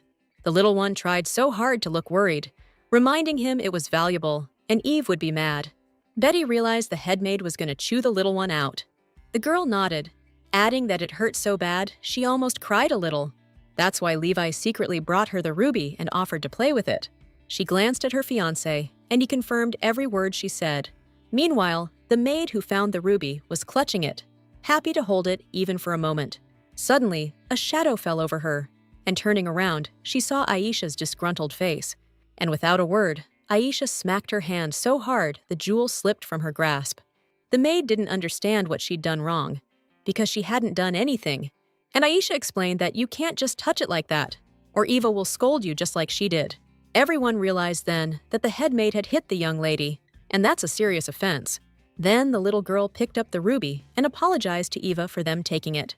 She begged her to take it back, but the other girl just silently cursed her out. Aisha kept saying the jewel was as beautiful as Levi's eyes. That's why she liked it so much. Then he wiped away a fake tear from her cheek and told her not to cry. And again, in front of everyone, he declared that everything in the bastion belonged to her too. The other maids chimed in, saying Aisha would be the lady of the house and could take whatever she wanted from there. Everyone was happy now, except for Eva, who was standing in the corner fuming. The little girl agreed with everyone, but still decided to put the jewel back where it belonged. Then she held it out to Eva again and asked her not to mess around and to put her thing back. Words can't describe what she was feeling. Contempt, hatred, and the desire to just disappear. At that moment, all that was left to do was obey the little girl's order. Once everyone cleared out, Aisha sprawled on the bed, stoked to finally chill. Only Levi stuck around, and he thought she was just out of this world. because everything played out exactly how she called it, even Eva trying to frame her and make her look bad. And since they went to the annex, it gave them a chance to lie about the theft. And at the end of her master plan, Aisha's killer cuteness will seal the deal. Then Betty came back in, all worked up about how Eva treated the kid, and she was ready to go give her a piece of her mind. But the little one stopped her. Though that's important too. First, they need to get Franz out of Eva's clutches, because he's the real victim here, and Aisha's ready to stand up for her family. Her next move was to expose Eva's true colors to everyone. So, since the head maid called the kid a thief, she decided to actually steal something. Before long, Aisha was tearing around the courtyard with the Duke's coat, the one Eva was slaving over. She was having such a blast that Franz heard her from inside. He wasn't alone. The head maid was giving him another lecture, telling him how to talk to that girl, to quickly put her in her place, though she admitted that the more she watched Aisha, the more she reminded her of the late mistress. Franz was listening to the maid, but he felt something completely different, and he missed his mom too. Suddenly, Aisha outside started shouting Eva's name, but the boy didn't dare go look. But the head maid was intrigued and leaned in closer to the window, all wide-eyed. Whatever she saw in there drained the color from her face, then turned her green, and she just froze, stiff with terror. Aisha was waving that coat around, calling for Eve to come out and play. Spotting the nanny's horrified look, Franz peeked out too and saw his dad's clothes on the girl. He turned around when he heard dishes clattering. Eve was shaking so bad she dropped a cup. The kid even started to worry about her. That tea was scalding hot. He went to take her hands to check on her, but she immediately smacked his wrist. Then she got up, her face all twisted up, like she was about to let him have it. But she didn't say a word, just left the room with this jerky, nervous walk. Franz, rubbing his hand, figured Eve was just super upset, since she usually doesn't hit him. And for a while, he wandered around the room, trying to convince himself that Eve just made a mistake.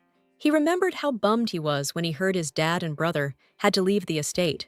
Levi had to get back to the academy, and the Duke was going to be swamped. But Wolfgang was hoping his youngest son could handle things on his own. Eve watched the whole goodbye scene from the sidelines, and a nasty little plan started brewing in her head. And as the Duke was leaving his son's room, she was already set to slip in another dose of, well, trouble. Then she'd whine to Franz about how his own family had abandoned him, babying him like he was a real orphan, the whole 9 yards. The kid argued back, insisting his dad just left for a bit because he had work. And Eve started feeding him that line again, about how he wasn't like the rest of the Bastian family, saying he was too soft, and the Duke left him behind, just using work as an excuse. It'll be a real pain if Franz kicks the bucket, even with all his faults. The kid figured if he lied about being sick again, Dad would show up. But one time he pulled that stunt. His dad missed out on a major deal, and my brother had to handle the whole initiation ceremony by himself. So ever since then, whenever Franz says he's sick, nobody believes him. They always tell him not to lie like he did back then. But this time, the kid was actually telling the truth for once. Now, he's bummed that the people closest to him can't even trust him. And that day, while Aisha grabbed the coat, Eva was tearing back to her room like a bat out of hell. She practically kicked the door open, hoping she was wrong. But all that was in the corner was a naked mannequin, and her prized possession was gone. The head maid was so freaked out, she nearly passed out right there. She stumbled back like she was in a daze and ran into Aisha and the other maids on the way. The little girl was thanking them for playing so well, clutching that jacket to her chest. Eva spoke to the girl, but her eyes were glued to that piece of clothing. And then, out of nowhere, she went to slap the kid for taking it. Franz stopped her just in time, telling her to chill out and get herself patched up first. Aisha was actually surprised the Wicked Witch got hurt. Usually those types are invincible. But then Eva dropped to her knees in front of the little girl and begged for the jacket back. The girl was confused, because she thought she could have whatever she wanted in the house. So, Eve explained that it was a really important item the Duke himself had given her. He'd asked her to accept it as an apology for the whole mix-up this morning, and this coat is super precious to Eve as a keepsake, which is why she's asking for it back. But the little one could have sworn she really did grab it from her father-in-law's closet. One of the maids immediately jumped in to back her up, confirming they'd picked it out together. The little lady had asked them to find some clothes she could play dress-up with. The maid herself was barely holding it together, trying not to crack up laughing, and Eve got this total déjà vu feeling, like she was stuck in another morning of complete misunderstandings. She was starting to lose it when Aisha called out to her and showed her another coat. It was the very one the headmaid had been searching for. The kid explained the clothes were just lying under the window, must have fallen. She was even surprised that neat freak Eva hadn't noticed something so small. Then she tossed the coat at her, implying she was losing it and should retire. After that, the little one turned to Franz, asking if he liked sweets. They're about to chow down on cookies, and she decided to invite him too. They were celebrating a job well done with cookies and tea. Betty was tasked with hiding the clothes, and she nailed it. Suddenly, Aisha noticed Franz hadn't even touched the sweets and was looking sour. So she started teasing him, saying he needed to be spoon-fed like a baby. Then she grabbed a cookie and shoved it in his mouth so fast he didn't even blink. But then he pulls this thing out and announces that all the Bastions hate sweets. Aisha was a little shocked by that, but she noticed he was still holding the treat. Still, she got curious about who came up with such a dumb rule. Franz didn't answer. He looked at the cookie again and felt like he just had to have it. Then, in one swift move, he chucked it in his mouth, bit off a piece, and started chewing. Levi watched the expressions change on his face and asked how it was. He nodded, since he couldn't talk with his mouth full. But everyone could tell he really liked it and regretted not trying it sooner. For a while, the kids enjoyed eating sweets and chatting happily. And then Aisha decided to ask Franz a question that was important to her. He was saying that Eve was behind all the dirty tricks, not just the rat thing. The kid was like, "How'd you know that, Aisha?" And she's all, "Girl intuition." She realized Franz wasn't trying to be a jerk. He just wanted some attention. The girl explained she'd seen lots of little kittens who didn't get any love, just like him. He got a little ticked off at being compared to a kitten and snapped, "Well, you're like a puppy." Aisha didn't argue. She thought of herself as a cute little puppy too. But getting back to the main thing, the girl just couldn't wrap her head around it. Why, after all the headmaid's shenanigans, did Franz still like her? He confirmed that, yeah, he really did have feelings for her. But then his hand started shaking, and he confessed he couldn't be around her anymore. If Eve's happy, she's happy, and if she's sad, she's sad. But if she gets hurt, then it hurts both of them. Aisha explained that he feels this way because of their deep connection. And if she really cared about him, she wouldn't drag him into her mess. Suddenly, Levi stood up, like he was about to say something important. And this is actually a big deal. He apologized to his brother for not believing him. Levi called him a liar because he didn't want to go through those feelings again. In that moment, he was feeling rage and resentment. But neither he nor their dad showed Franz their anger. Because, on top of everything else, they were worried about him. He's family. That's when Levi stroked his brother's head, and he just broke down crying. He didn't want to show his tears, but they just kept spilling out, the little traitor. And as if the humiliation wasn't enough, he started sniffling like crazy. Levi would have teased him any other time, but he knew what those tears meant. After Franz calmed down a little, he actually suggested telling their dad everything. Aisha loved that idea. Her eyes lit up like Christmas. And she suggested leaving Eve a nasty surprise before they left. Franz got curious and asked her to spill the beans. Aisha's new sneaky plan was called hide and seek. There was nothing special about Eve Manji. Her looks and background were totally average. Her family went bankrupt, and they sold her off to the Bastion family as a servant. From day one, she kept her head down and acted humble. She treated the master with respect, mostly because she was scared stiff.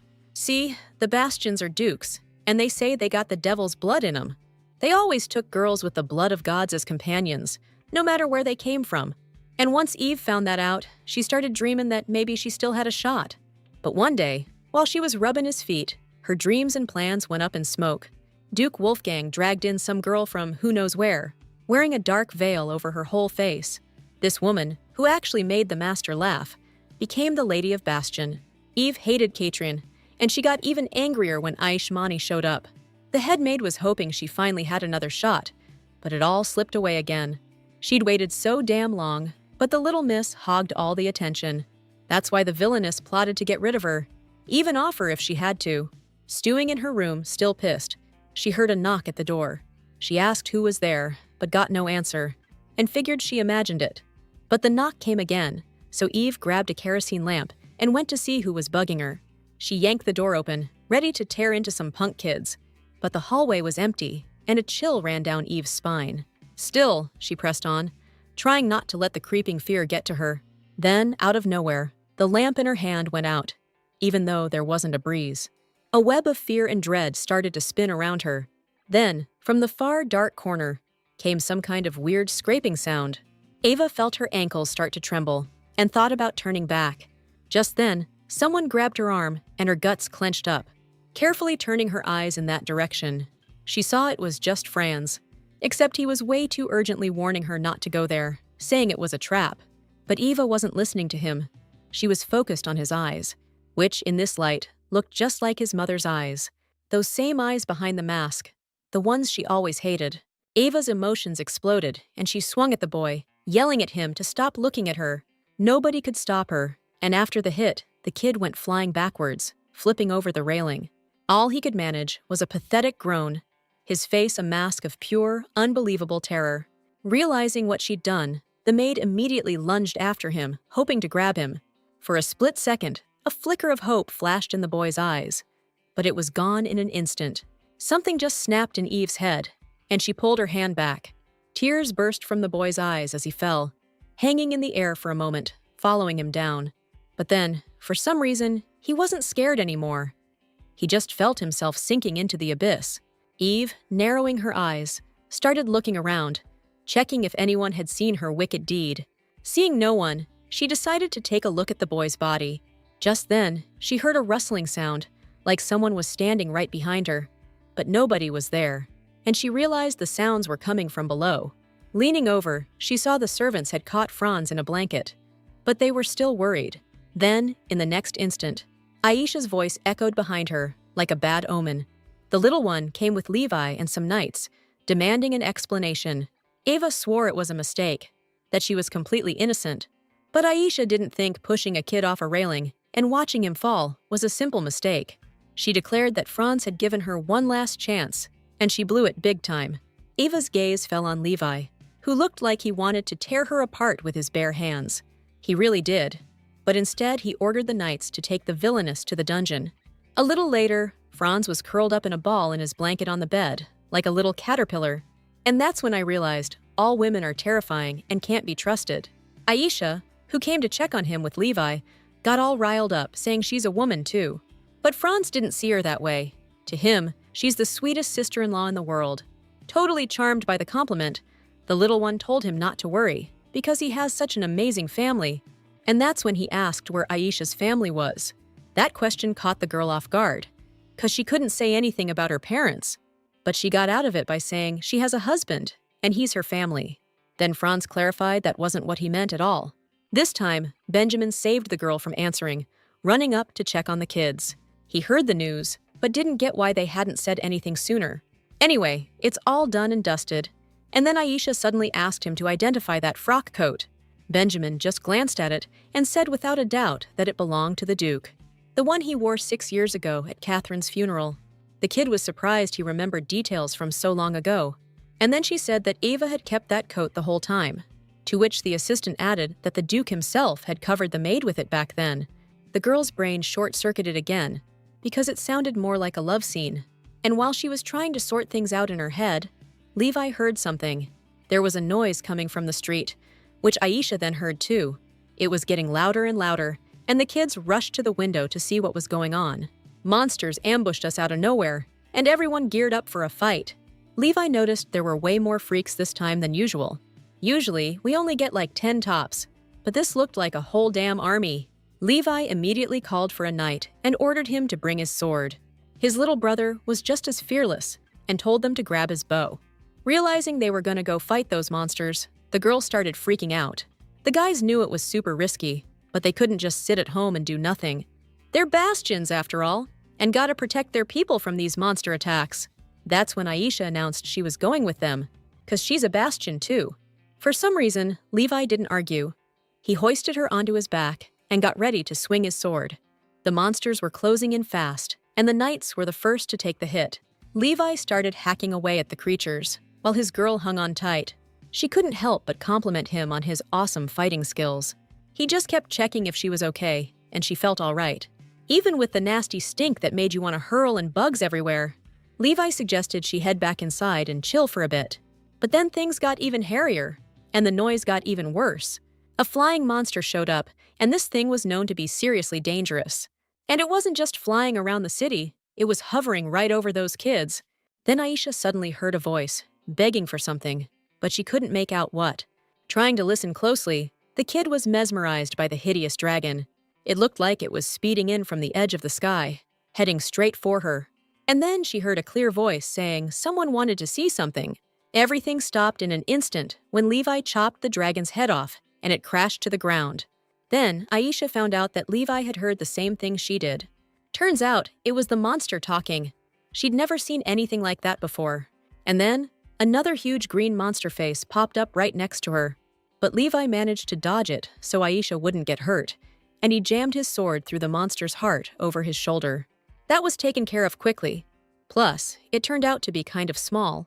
Betty, who was fighting with a battle axe, wondered why monsters like these had shown up today. And Levi figured that's why there was a free spot in the lineup. After all, they threw everyone who was in on it with Eva into the slammer. More monsters, fewer people. That's why the pressure's cranked up. All of a sudden, Aisha needed to know where the underground prison was, and Betty tipped her off that it's near the wine cellar. The kid decided to bust some people out of there so they could join the fight. But Levi asked his bride to stay, 'cause he can't protect her if he's not by her side. His worry got to Aisha, but she promised she'd be back in a flash. Besides, she wants to protect her fiancé just as much as he wants to protect her. After talking Levi into it, the kid and Betty headed for the underground prison. But then the monsters started catching up, so Betty scooped up Aisha to run faster. They managed to shake him off and, zigzagging around, finally made it to the spot. Betty told her which bottle opened the secret door and stayed behind to keep watch. The kid scrambled down into the cool room, where she started hunting through all the bottles for the one with the red label. She found it pretty quick and twisted it the right way. There was this nasty screech, and suddenly it smelled like damp basement and rot. Right there in front of Aisha, gates to an underground prison swung open, like a whole other world. Trying to ignore the stink, the little one bravely stepped forward. There in one of the cells, slumped against the wall, was Eva, pale as a ghost.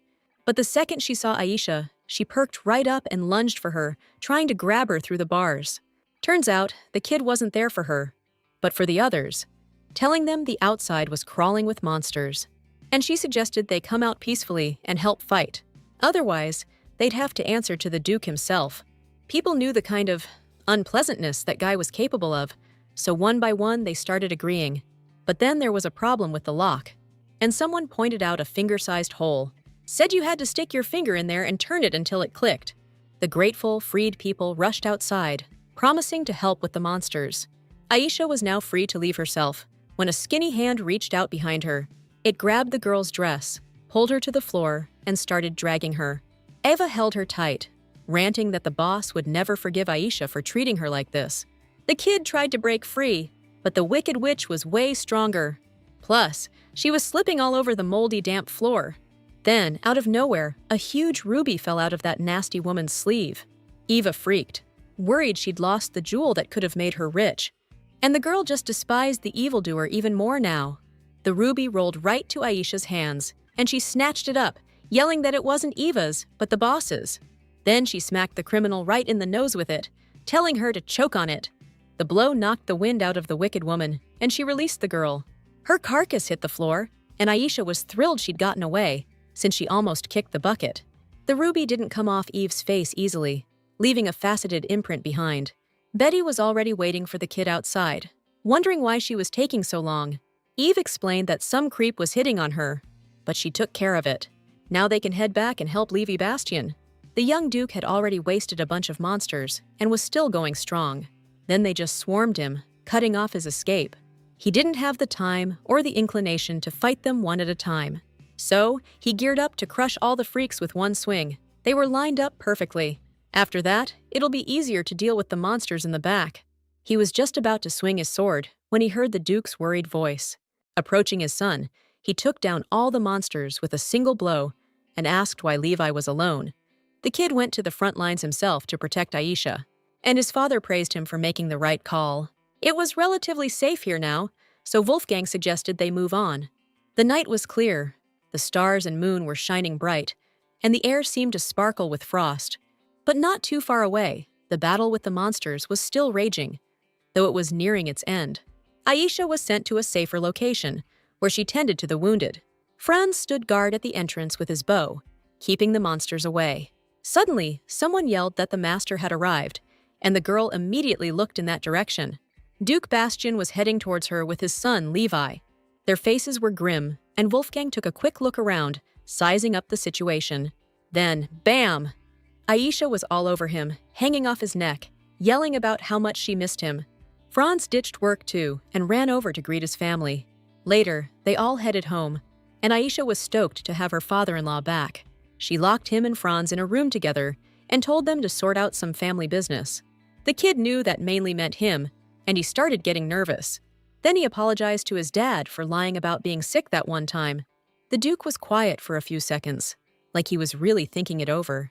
Then he said that, yeah, that was a real screw-up. But he was glad his son brought it up himself and owned up to it. The Duke himself didn't know how to handle Franz back then. It was tough for him. The kid would laugh, then get angry. He loved people, but felt so alone. It's not very Bastian-like, but the Duke asked his son to state his full name. The boy thought it was weird, but he gave his first and last name. Still, he really wanted to be a Bastian like his dad and brother. The Duke chuckled at that and admitted he was actually glad Franz was different, because that made him a lot like his mom, who Wolfgang loved very much. And no matter how she acted, Katrin was still a Bastian. Now the boy understood that they didn't have to be the same. They were family. Meanwhile, outside the door, Aisha was grilling Levi about how it went. But then the door burst open. The Duke stepped out and realized those two were eavesdropping. The girl got nervous, but explained it was all for the sake of peace in the family. And Levi peeked into the room and saw Franz jumping for joy that his father called him Bastian. Wolfgang could have stayed longer with the kids, but he still had something else to take care of. He headed to the underground prison, where the dim light barely illuminated Eve's bruised face. She sat there, staring at the floor, when suddenly she saw familiar boots in front of her, and she looked up with eyes swollen and puffy to see if she was just imagining things. The master stood before her, completely expressionless, and she hoped this was her rescue. In the next instant, she pressed her battered face against the bars, expecting to be released.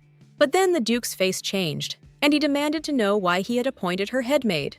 Eva was confused, and Wolfgang explained that above all, Franz felt comfortable with her. That's why she was useful, even though she was completely rotten inside. But now she dared to hurt his child, which is even worse than hitting him himself. Eva started swearing she hadn't done anything bad to Franz, but the Duke wasn't talking about that. He has 3 children, and 2 of them suffered emotional and physical trauma because of her. Wolfgang declared that she was fired, and Eva felt like the sky was falling on her. She still begged him to change his mind, since she was the one looking after the young master. The Duke didn't want to talk to the villainess anymore and asked Benjamin to take care of her. Then he left, and Eva kept reaching out to him and begging for forgiveness. And Benjamin, putting on his gloves, told her to get ready to suffer just like the young master. The next morning, Eva got kicked out of the estate, and the Duke sent the rest of the maids to Aisha. Later, the girl got the guts to ask him about what was going on with Eva, and Wolfgang explained that he only covered her with his coat, so Franz, who she was holding, wouldn't get cold. Aisha calmed down. Plus, she got a set of keys that only the lady of the house can have. For a second, she even thought that if she got mad enough, she'd swipe a ruby and bolt. Then Betty called her over and told her that the tailor had delivered some new clothes. But the most important thing, her wedding dress finally arrived. So, it was decided that the wedding with Levi would be held the very next day. The night flew by, and on the wedding day, Levi was waiting for his bride to get ready. And when she came out of the tent, she looked like a little goddess. She was that beautiful. The kid was still sweating it, wondering if Aisha really wanted to get married in such a small-time place. But the little lady had already told him, like 100 times, that everything was cool. Besides, she was the one who wanted to get hitched in Bastion, where she'd be living from now on. And it was going to be the most special ceremony in Aisha's life. Though, she wouldn't complain if Levi wanted a bigger venue. The kid shot back right away, saying he loved whatever his bride was into. After that, the little lady took his hands and suggested they head to the waiting room. She had to hang back for a bit, since Levi was supposed to walk down the aisle first. Aisha stayed behind with the Duke, who was clearly a nervous wreck. And then he remembered that during their first meeting, she'd declared that her future husband was in Bastion. It struck him as weird, but he figured he'd humor her for a bit, then ditch her. But now he realized the kid was telling the truth, and he'd actually gotten used to her. Wolfgang's even happy things worked out the way she wanted. The girl agreed with him, but she blushed a little, because all of this really does feel like some amazing dream. Suddenly remembering everything she'd been through, she even wondered what happened to the real Aisha. You could guess she was sacrificed as some kind of holy figure when she was little. But whatever happened to her, the kid hoped she went to a good place, so she, the one who took her place, would feel less guilty. Then she asked Wolfgang to say something to her, as his brand new bride. He was at a loss for words and just asked how she was doing. The girl happily chirped that everything was great, and she knew things would be even better at Bastion. It was time for her to head to the altar, so the Duke suggested they get going. Aisha was feeling super anxious, even more than most brides usually do. Benjamin, when he saw her, totally teared up with joy. Her mom even made it to the celebration. All the estate residents were there as guests, showering her path with rose petals. And there, a little further ahead, Levi Bastion was eagerly waiting for her. As soon as Aisha saw him, she bolted forward, but stepped on the edge of her dress and almost ate it. Luckily, the Duke caught her just in time and figured it'd be better to carry her and hand her off to his son.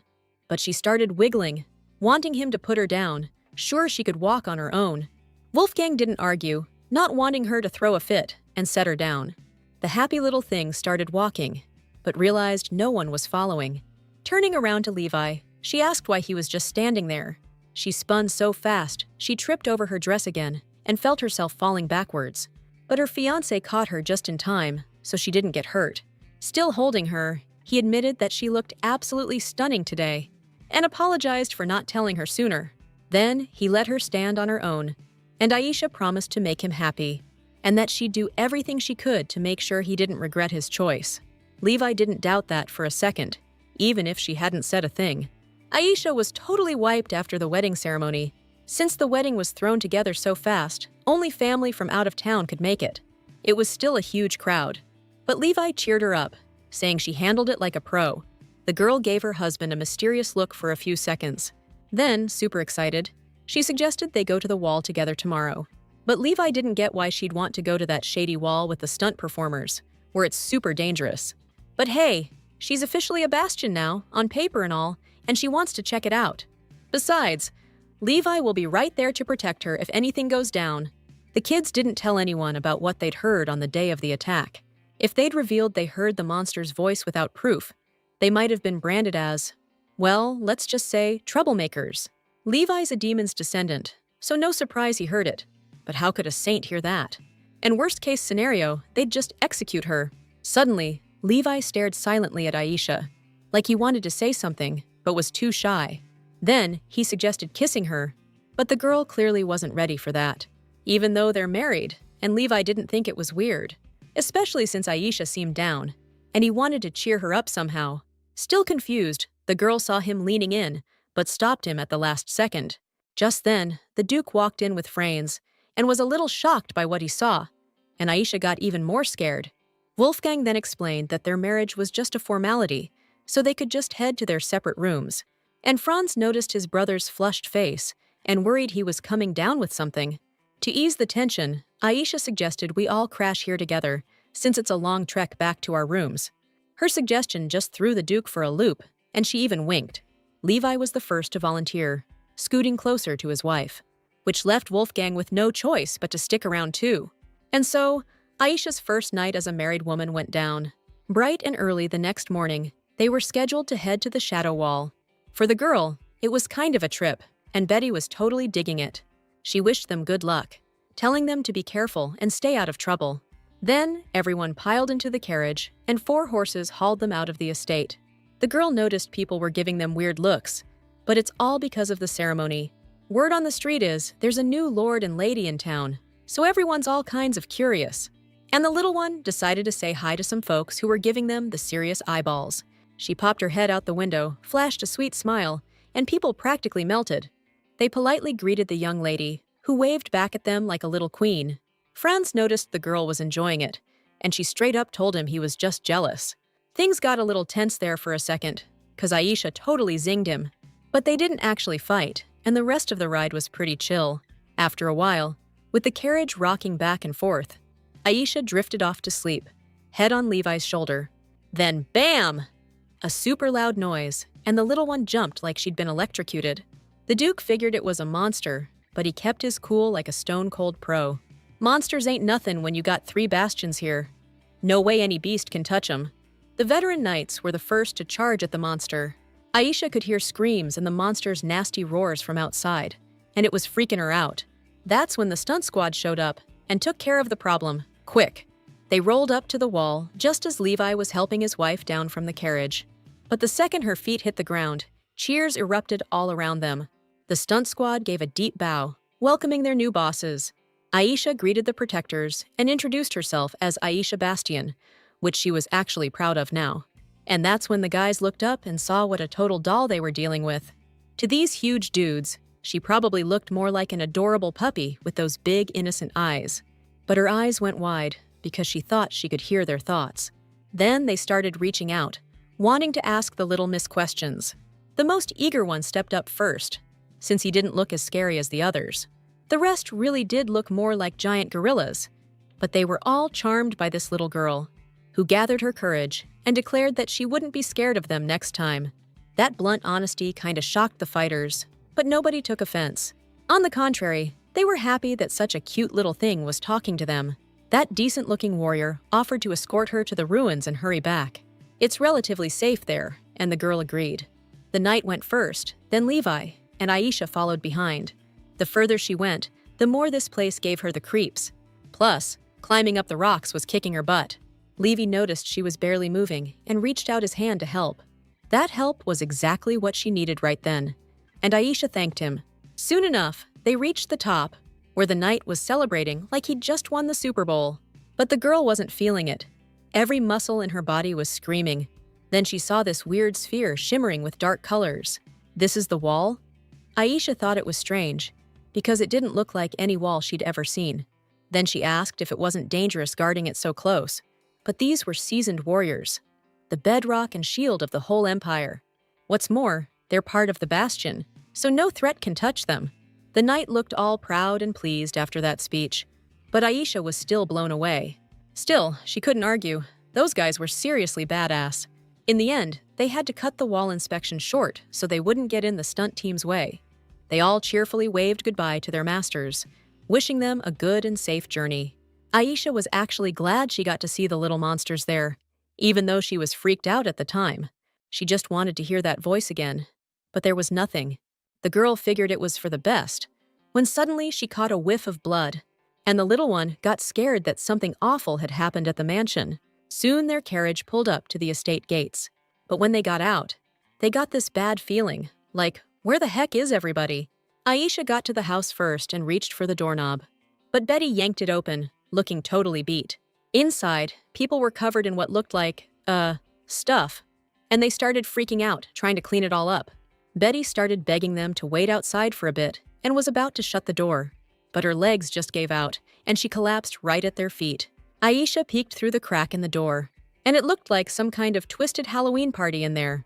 The servants were actually planning a party like that, to celebrate the newlyweds. But then, out of nowhere, some masked guys busted into the house. And the plan to give Levi some good memories before he left went completely to pieces. It just hit Aisha that she's gonna be all alone, and it's gonna suck. While Levi was comforting her, Ben asked the Duke for a word. The aide figured out these guys were hired guns from the royal family. He even found a little vial of poison in the kitchen as proof. It's not exactly poison, but this stuff causes infertility, especially in young women. The Duke saw this wedding gift as a straight-up declaration of war. Since they sent him a present like that, he wanted to return the favor, but he wouldn't use assassins. If he stooped to their level, they'd only get bolder. Wolfgang, with a wicked grin, decided to show the royal family what real kindness looked like. There's this crystal fountain in the imperial palace, super valuable, and the Duke was plotting to destroy what His Majesty holds most dear. Benjamin felt a knot in his stomach. Looks like he'd be pulling overtime. The party still happened. And afterwards, Aisha asked the Duke to tell her about the bastion, and he confessed he'd assign her a special tutor who could answer every single question she had. The girl was expecting some old professor, but it turned out to be Benjamin Cooper. Aisha was even surprised that her father-in-law acknowledged him as a special tutor. He brought a decent amount of books with him, so many he was sweating from the weight. Since the girl wants to learn more about the Bastion, these were mostly history books. But the real kicker is that Aisha has to study all of this by the end of the day. 5 hours later, the little kid was so tired, the letters were swimming in front of her eyes. And Benjamin kept checking in, asking how much footage she'd already gotten, like he didn't even notice the girl was practically falling asleep. Then the assistant started talking about Jose Bastian, the monster slayer, and how the stuntmen became an official organization with way stricter rules. Aisha remembered reading about Jose and how much he hated monsters. Because during the monster surge, he lost his fiancée when he was really young. She hadn't dealt with that herself yet. But the truth is, monsters were even killing kids.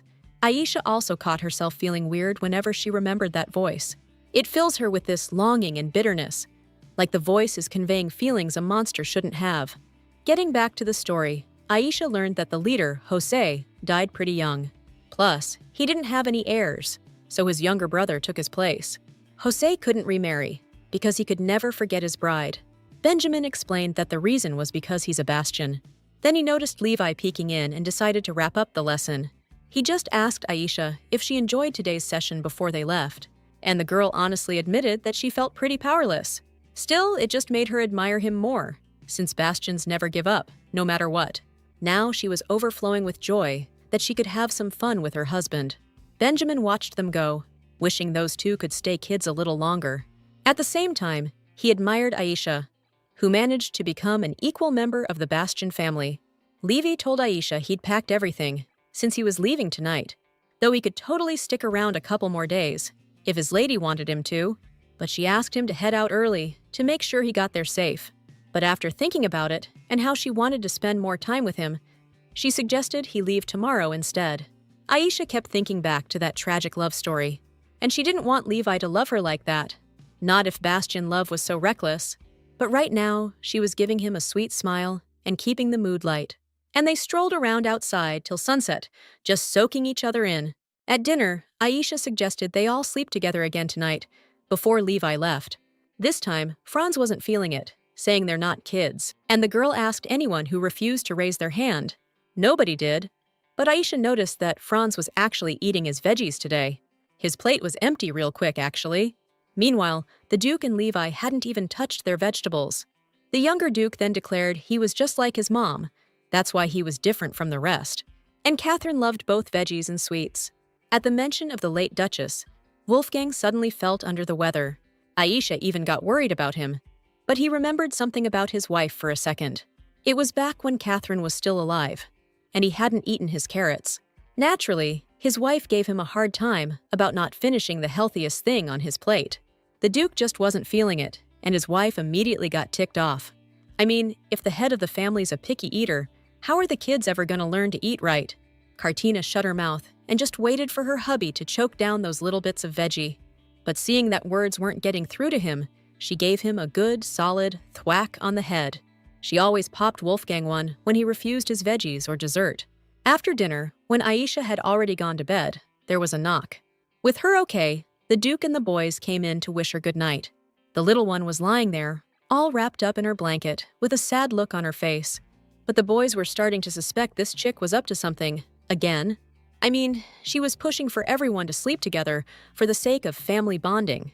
Turns out, it was all tied to the Bastion's magic. Suddenly, Aisha jumped up and said she'd overlooked something super important. She hadn't visited her mother-in-law yet, and as a good daughter-in-law, she needed to pay her respects at the grave. But Franz, looking away, quietly disagreed. At first, she thought he was just against it, but that wasn't it at all. Apparently, Catherine didn't have a grave, which the girl thought was really weird. The room went silent for a couple of seconds, like nobody wanted to talk about it. Finally, the Duke explained that it had to be that way. The Duchess was cremated, and her ashes scattered immediately after the funeral, according to her will. But that still wasn't enough for Aisha. She at least wanted to know where her ashes were scattered. Wolfgang told the kid not to sweat it, because she didn't have to go. But she was totally set on it, almost at the point of freaking out. Even her brothers got worried, not understanding why she was so obsessed. Aisha, innocent as she is, thinks she's a fortress, but she knows she's not. That's why she got even more attached. And then she heard about Katrine and figured that a foreigner like her wouldn't even get a grave. The girl couldn't wrap her head around not having a grave, even if it was in the will. She huddled up tighter and tighter until Levi uncovered one edge so she wouldn't suffocate. The kid had super sad eyes, but she said she was just tired and wanted to sleep. Levi knew something was definitely up, though. With one swift move, he shook the blanket, sending Aisha tumbling out like a sack of potatoes. But he really just wanted to smooth it out, lie down next to her, and share the covers.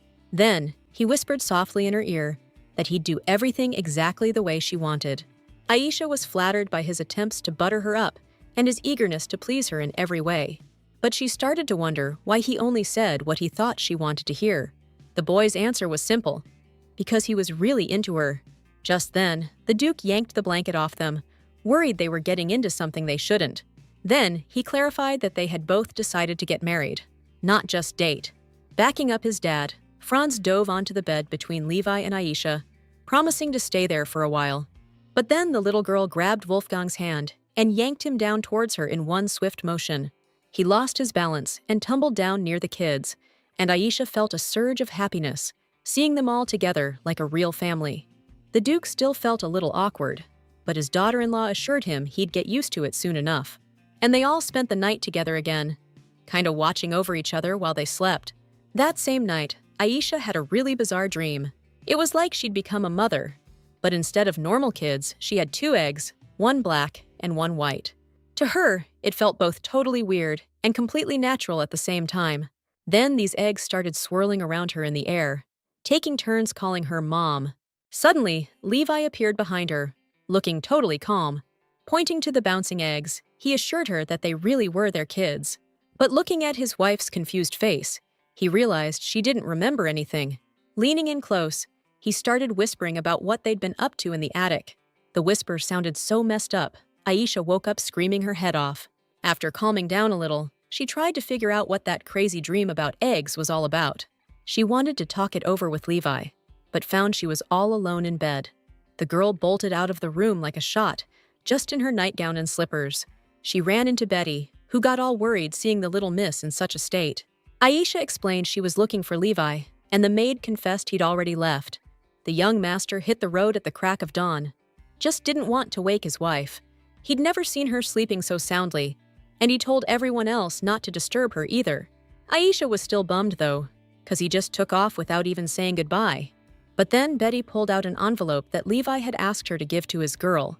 The kid ripped open the envelope like crazy, having no clue what it could say. Levi promised her he'd ace the next exams, no doubt about it. And he also wrote that he missed her like crazy and was always thinking about her. And while her young hubby was away, Franz agreed to tutor his sister-in-law in etiquette, starting with how to hold a cup gently, not grip it like a vice. But the girl's hands were shaking, because this young tutor was talking so fiercely, like some kind of wild animal, even though she was the one who wanted to learn etiquette a couple of days before. She first told the Duke about it, saying she didn't want to be looked down on anymore. Because she's not just anybody now, she's a bastion, so she has to live up to it.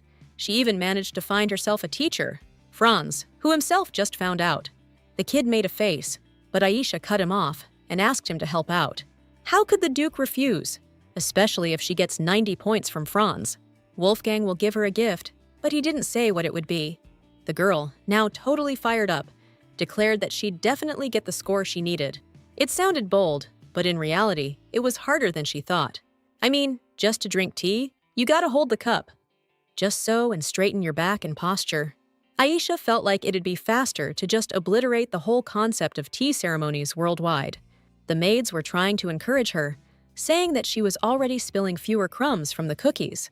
You can barely even hear her put it down, though everyone knows that's just because of the street noise. And get this, they wouldn't even let Aisha peek outside to see what all the ruckus was about. So time flew by with fun times and hard studying, until one autumn day. This was a big day, because Aisha finally mastered all the rules of tea time. Franz, being the teacher, checked every time to make sure she held the cup right and didn't slurp. And when she finished, the kid gave her 1 point, and she thought he was messing with her. But she just didn't hear right. Franz was giving her 91 points. Words can't describe how happy the girl was.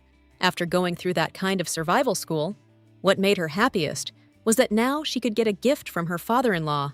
Franz tried to stop her, since they weren't done yet, but she was already gone.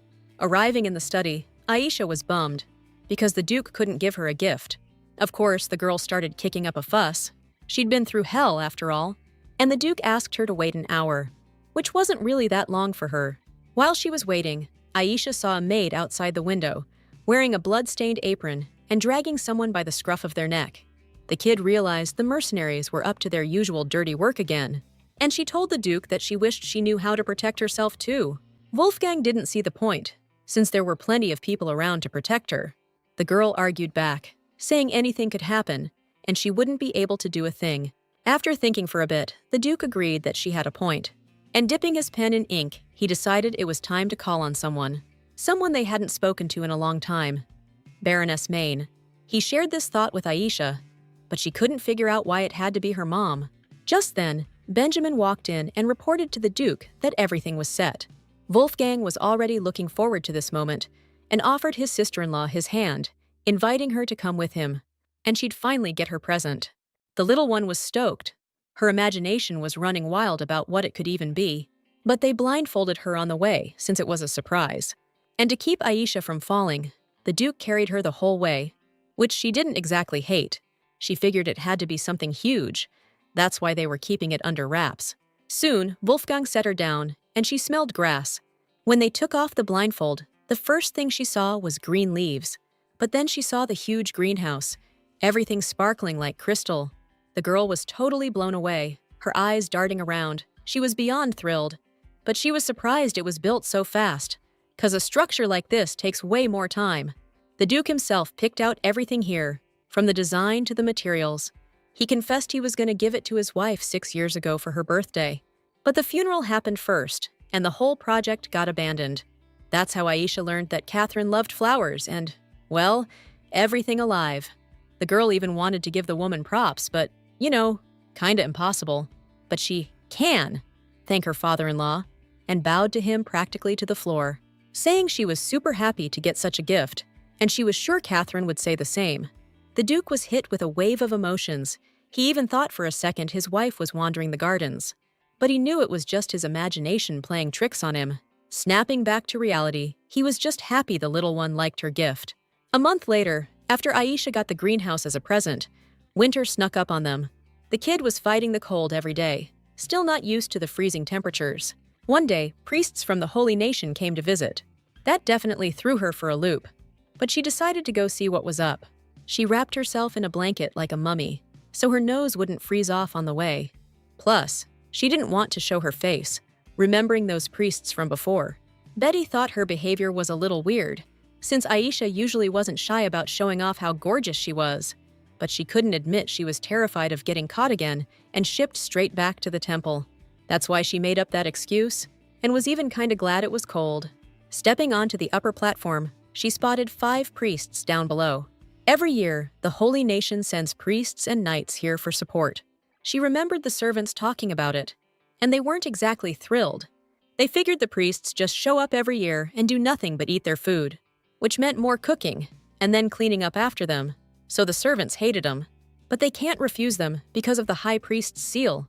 Legend says Noir had the bastion, and Lumiere had the line of high priests, which eventually became known as the Holy Nation. Lumiere planted a single tree there, right in the richest soil. That sprout grew super fast and became known as the World Tree. Then, Lumiere pointed to one kid and made him the guardian of the tree, and he became the first priest of the sacred nation to come. The story's been kept alive to this day, thanks to the Hakate document. Priests are born when the 5 leaves bloom, and all the priests revered that. So when Aisha, who wasn't even from a priest's family, had 5 leaves bloom at her birth, it caused a huge uproar. Still up there, Aisha didn't want to come down and just wanted them to get lost already. Betty explained that normally they stick around until the full moon, which is still 2 weeks away. The girl's mood just tanked. There's no way she can hide for that long. And in that moment, she really missed Levi, who wasn't coming back anytime soon either. She waited for the full moon, barely able to contain herself, and headed to the greenhouse. The golden roses, which had only been buds before, were now in full bloom. The girl was ecstatic, so grateful to the Duke for such an amazing gift. Aisha couldn't wait for Levi to arrive, so he could see this beauty too. But then Betty, looking embarrassed, confessed that the young master would be delayed because of the weather. Levi was already packed and ready to go, but there was an obstacle on the usual route. There was a massive amount of snow this year, and the shortest path was blocked. This bummed the kid out, because he was already missing Aisha like crazy. But there was a solution, because he didn't have just any horse. Ignite could totally fly over the obstacle. Levi even promised him 50 more carrots than usual for this. The horse was happy about the reward, of course, but he also knew his master was missing someone. And pushing off hard with his hooves, he took a flying leap. Meanwhile, Aisha stayed glued to the window, longing for her husband. Whenever Franz saw her like that, he even worried her forehead would freeze to the glass. But the girl wanted to see him the second he came into view. Franz missed his brother too, but he understood better that it all depended on the weather. Still, he stood next to Aisha, just to give her some support. 4 days passed like that. And finally, Levi arrived on his steed. Aisha and Franz were the first to run out to meet him and nearly crushed him with hugs. They were so stoked and happy to see him. They piled on and ended up tumbling into a snowdrift together. Levi looked from one to the other, and he'd never seen them looking so damn happy before. He was feeling pretty good himself, finally being back with his family. A little later, Aisha led Levi to the greenhouse, but she kept his eyes covered the whole way.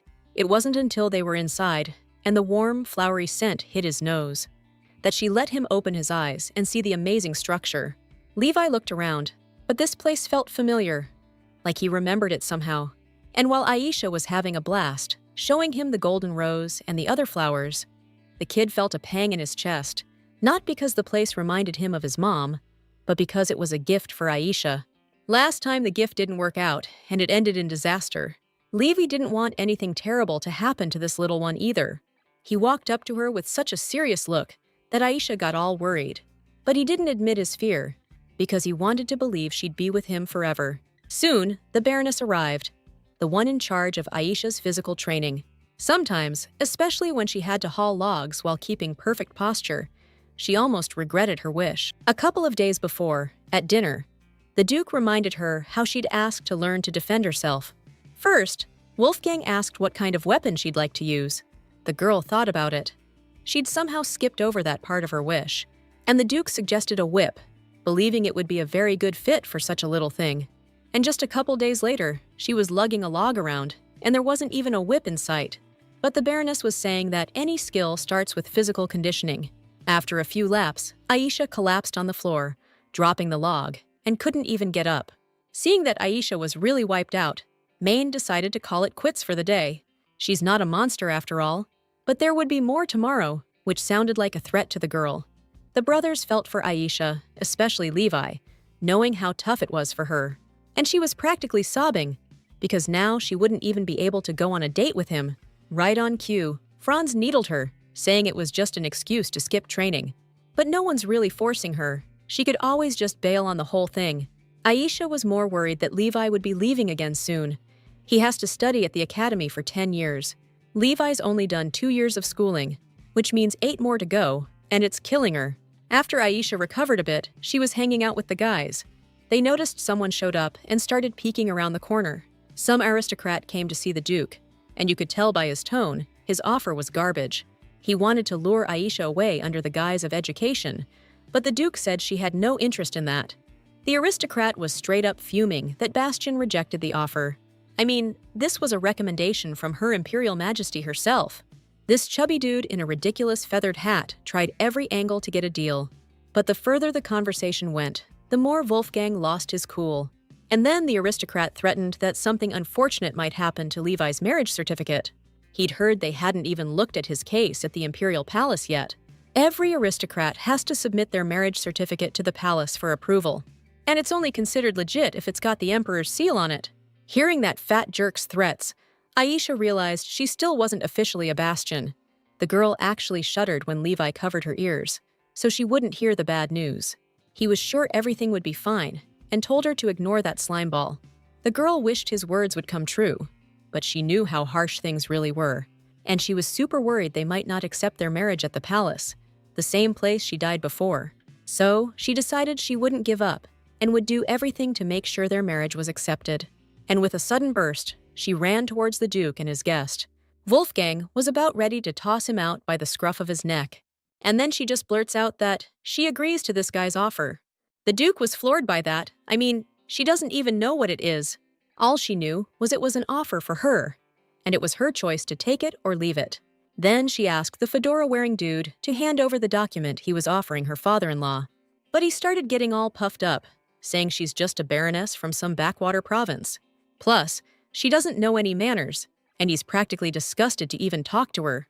That's when her brothers stepped up, giving him the one more word and you're toast look. So the aristocrat just unfolds the document himself and starts reading. Turns out, Her Majesty issued a decree for Aisha Bastian to enroll in Leo Academy. Aisha freaked out big time when she heard the academy's name. Later, the Duke called a family meeting, but the girl was a nervous wreck. She was practically tearing her hair out, not understanding how this happened.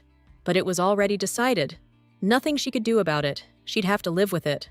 Looking at her brothers, though, they didn't seem to mind her going to the academy at all. Benjamin was even praising the place. He and the Duke himself were alumni. All the Bastian family dukes graduated from Leo Academy. The competition to get in is always insane, like a total bloodbath. Otherwise, it's just a regular school where students hang out and make friends. Though some don't, like Levi, he doesn't have any friends. Aisha still couldn't figure out why the Empress would send her to the academy. Benjamin tried to explain it gently, but the Duke just flat out called her a psycho. The poor kid practically jumped out of her skin, wondering if he should even say that out loud. And then she found out the Empress isn't the Emperor's actual mother. She raised him like he was her own, and now he always does whatever she wants. But being a good mom to your kids doesn't mean you're a good person to everyone else. As Empress, she's definitely got the respect she's earned. That's for sure. But she's a real piece of work, and it's anyone's guess why she wants Aisha to study. Trying to figure out what's going on in her head is harder than any class they could throw at me. After hearing all that, Aisha was really hoping she'd never have to meet her. But then the girl noticed everyone staring at her. Turns out, the royal family can only write a letter of recommendation once a year. And it's the ultimate stroke of luck, and the greatest honor for whoever gets it. So, since Aisha got this kind of gift, she's got to show some gratitude to Her Majesty. The other option is just tear up the letter, and the girl wasn't about to do that. Before heading to the Imperial Palace, Aisha spent her time training for combat. She also dedicated a lot of time to learning etiquette. Time flew by, and now she's riding in a carriage to the palace. She stayed silent for the long ride. She really didn't want to see that woman anyway. She even thought about just jumping out of the carriage and disappearing into the woods where nobody could find her. But there's someone out there even more worried than Aisha is. Crown Prince Mercedes Giovanni August Diamanta, Aisha's ex-husband and the male lead in Lotus in the Mud. He's been married before, but he was young. Plus there's another main female character in the picture. Aisha never stopped hoping, not for a second, that everything would be okay. Glancing at her husband, she poked him and proudly declared that she was only his, which meant he belonged only to her too, and he wasn't about to argue with that. When they arrived, the girl reluctantly climbed down from the carriage with a heavy sigh, and there it was, stretching out before her, the opulent imperial palace. Inside, a servant greeted her and her family to escort them to the audience hall. Aisha stopped short in front of the massive red doors with gold trim. Beyond them was the emperor, the guy she was supposed to meet in the story. She was actually getting curious about what he looked like in real life, not just in the book. And when they got closer to him, they respectfully took a knee. The girl managed to get a quick look at him, and it didn't feel like he was really an emperor. But then, after a servant whispered something, he yelled that his mother was expecting the guests. And the young Duke and Duchess Bastian were sent from the hall to meet Her Majesty. A servant met them in the corridor to lead them to the Empress in the garden. But the girls still thought it was weird how indecisive the Emperor seemed. Her Majesty proudly folded her hands in front of her neck and hummed some tune. A bunch of maids stood nearby, ready to jump at her every whim. And every one of them was shaking, because word had gotten around about Her Majesty's temper, especially since she was practically bursting with impatience for her guests to arrive. She was dying to see those kids with her own eyes, the ones who are so different. The Bastians were getting closer to the Empress's crystal palace. It looked so incredible that Aisha's jaw practically hit the floor. Almost everything here was made of crystal, and the girl couldn't even imagine how much it was all worth. But now she understood the Queen's power. Even the flowers and statues sparkle here. But then she saw broken fountains and got confused. It gave off a seriously creepy vibe, and Aisha was even afraid to go any further. The Empress was practically bouncing in her seat, itching for the guests to arrive. Her eyes were all squinty like always, so nobody could see her. Issue. Then this ancient servant shuffles up and announces the guests are here. Next thing you know, they're ushering the kids up to Her Majesty, and she greets them all politely. Aisha gave her respects too, just like she was taught. And you gotta finish the greeting by wishing for the blessings of Lumet, naturally. The Empress introduced herself as Ingrid, so Aisha gave her name too. Ingrid peeled off her glove and held out her hand to the kids, saying she'd been waiting for them. That meant they were supposed to kiss her hand, and Levi was the first to do it. Aisha knew she was next, but her feet felt like they were glued to the floor. Her husband just figured she was flustered and forgot what she was supposed to do. So, he kissed Ingrid's hand himself, explaining it was on behalf of his wife. And when asked why, he said his wife's lips were only for him. That was a bold move. All the servants were in shock, and Aisha almost had a heart attack. The poor girl freaked out, collapsed on the floor, begging to be punished for such insolence. Her screaming stopped pretty quick when the Empress started laughing. Ingrid actually found the whole thing hilarious, so she wasn't mad at all. She told the younger Duchess to get up and not worry about it. And because these kids made her laugh so hard, Ingrid decided to give them a reward. They can now call her Inga or Ina, but that didn't exactly calm the girl down. Then Her Majesty invited the kids to the table, apologizing for making them stand for so long. Seizing the moment, Aisha turned to Levi and told him not to draw attention to himself, and also to keep his mouth shut, unless he wanted them to get played. They sat down at the table, but felt awkward, especially Aisha. A maid started pouring tea, and Levi gave the cup a sideways glance, like he was plotting something. Suddenly, his hand jerked, and the contents of the cup splashed all over the table. Aisha immediately grabbed her husband's hands, worried he might have burned himself on the hot liquid. Her Majesty, though, suspected the kid did it on purpose. But she didn't get mad. She just offered to have Levi go get dried off. Two maids immediately whisked him away, and Aisha was left alone with this lady. She kept telling herself it would be okay, even though her stomach was twisting into knots. The Empress sighed, relieved they were finally alone, but her voice had this creepy edge to it. Then she confessed that she'd been dying to ask Aisha something since the very beginning. The little one's mind raced, bracing for a full-on character assassination. But Ingrid just hugged her and asked if she could nibble on her cute little cheek, adding that she'd be super bummed if she said no. Knowing she was cornered, Aisha just asked her to be gentle. And as the Empress leaned in, it seriously felt like she was about to bite off half her face. To her surprise, nothing like that happened. Instead, Ingrid just started squishing her like a little doll. Then she let the kid go, noticing her terrified eyes. Once Aisha was free, she gulped down some water to calm her nerves. But she almost choked when Ingrid asked when they were planning on having kids. Judging by the girl's reaction, Ingrid figured they were having some marital issues. Just then, an aide walked up and reminded her to watch what she said, because her words could easily be taken the wrong way, if you catch my drift. After that, the Empress apologized to the young Duchess for the awkwardness, and clarified that she wasn't pushing them to have a baby right away. In fact, she'd be happy if they put it off for a good long while. Then she blurted out that Aisha could be the end of the Bastion line. The girl felt like she was being grilled and just wanted to go home already. Then the servant came in and announced that Duke Bastion was leaving the audience hall. That means it's time for Iris to take her leave too, which she was totally happy about. Levi finally got back, and the little one was going nuts waiting for him. The Empress, left alone, was still turning Aisha over in her mind. She'd love to marry off a kid like that to the prince. She even thought about tearing up those kids' marriage application. But she knew that would just be a childish whim, and not the right thing to do. And then her grandson Mercedes showed up, just back from a ride. Ingrid felt bad he was late and missed seeing such a sweet girl, because stealing Bastion's bride would have been a whole lot easier then. Now she's even a little annoyed that things turned out this way. But the prince asked Grandma not to say stuff like that, and she brushed it off as a joke, complaining that young people are way too serious. Then she added that the Leo Academy is about to write its most epic chapter in a long time. They'll have 3 members of the Bastion family studying there at the same time. But also, the prince, who Ingrid's super proud of, is starting his studies there too. But right now, she needed to wrap up one more important thing. After all, she made a promise and stamped some kind of document. Now she's sure those kids are gonna remember their school days for a long, long time. Aisha got home and just collapsed on the bed, totally wiped out. She told Betty all about what happened and how scared she was, like scared stiff. Then, out of nowhere, Benjamin shows up and says it's no time to be lazing around in bed. See, before she gets into the academy, Aisha's gotta learn to play a musical instrument. The kid wasn't feeling it, so she asked if she could swap it out for singing. She even belted out the local anthem to prove she's got the pipes for it. But then he remembered she's from the temple. Just keeps slipping his mind because of how she acts.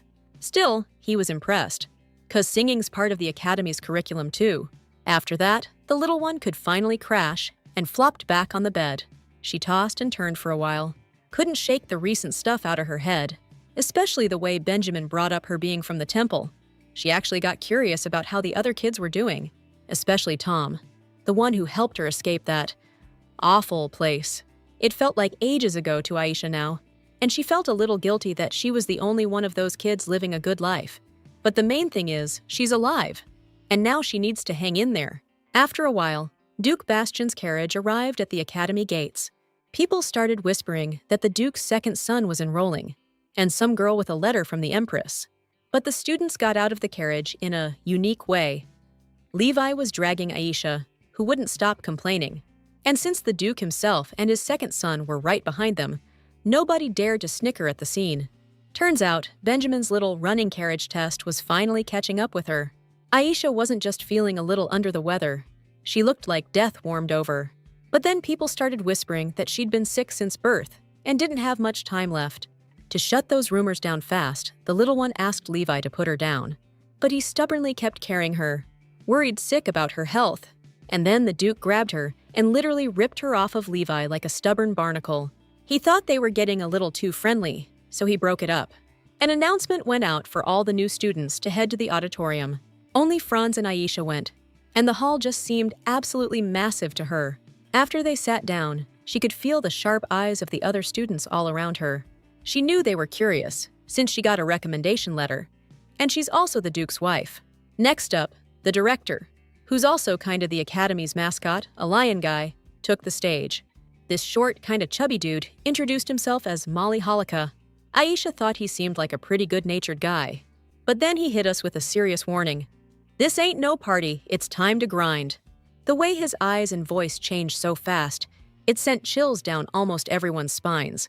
The kids were naturally silent out of fear, but he demanded an answer, like a drill sergeant.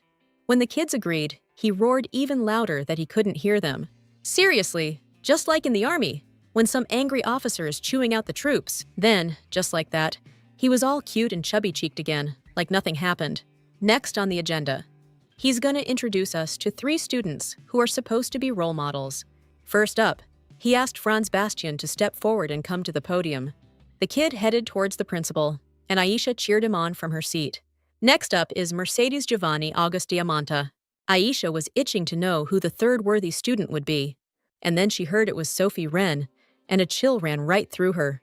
The girl with the pink hair immediately went up to the podium.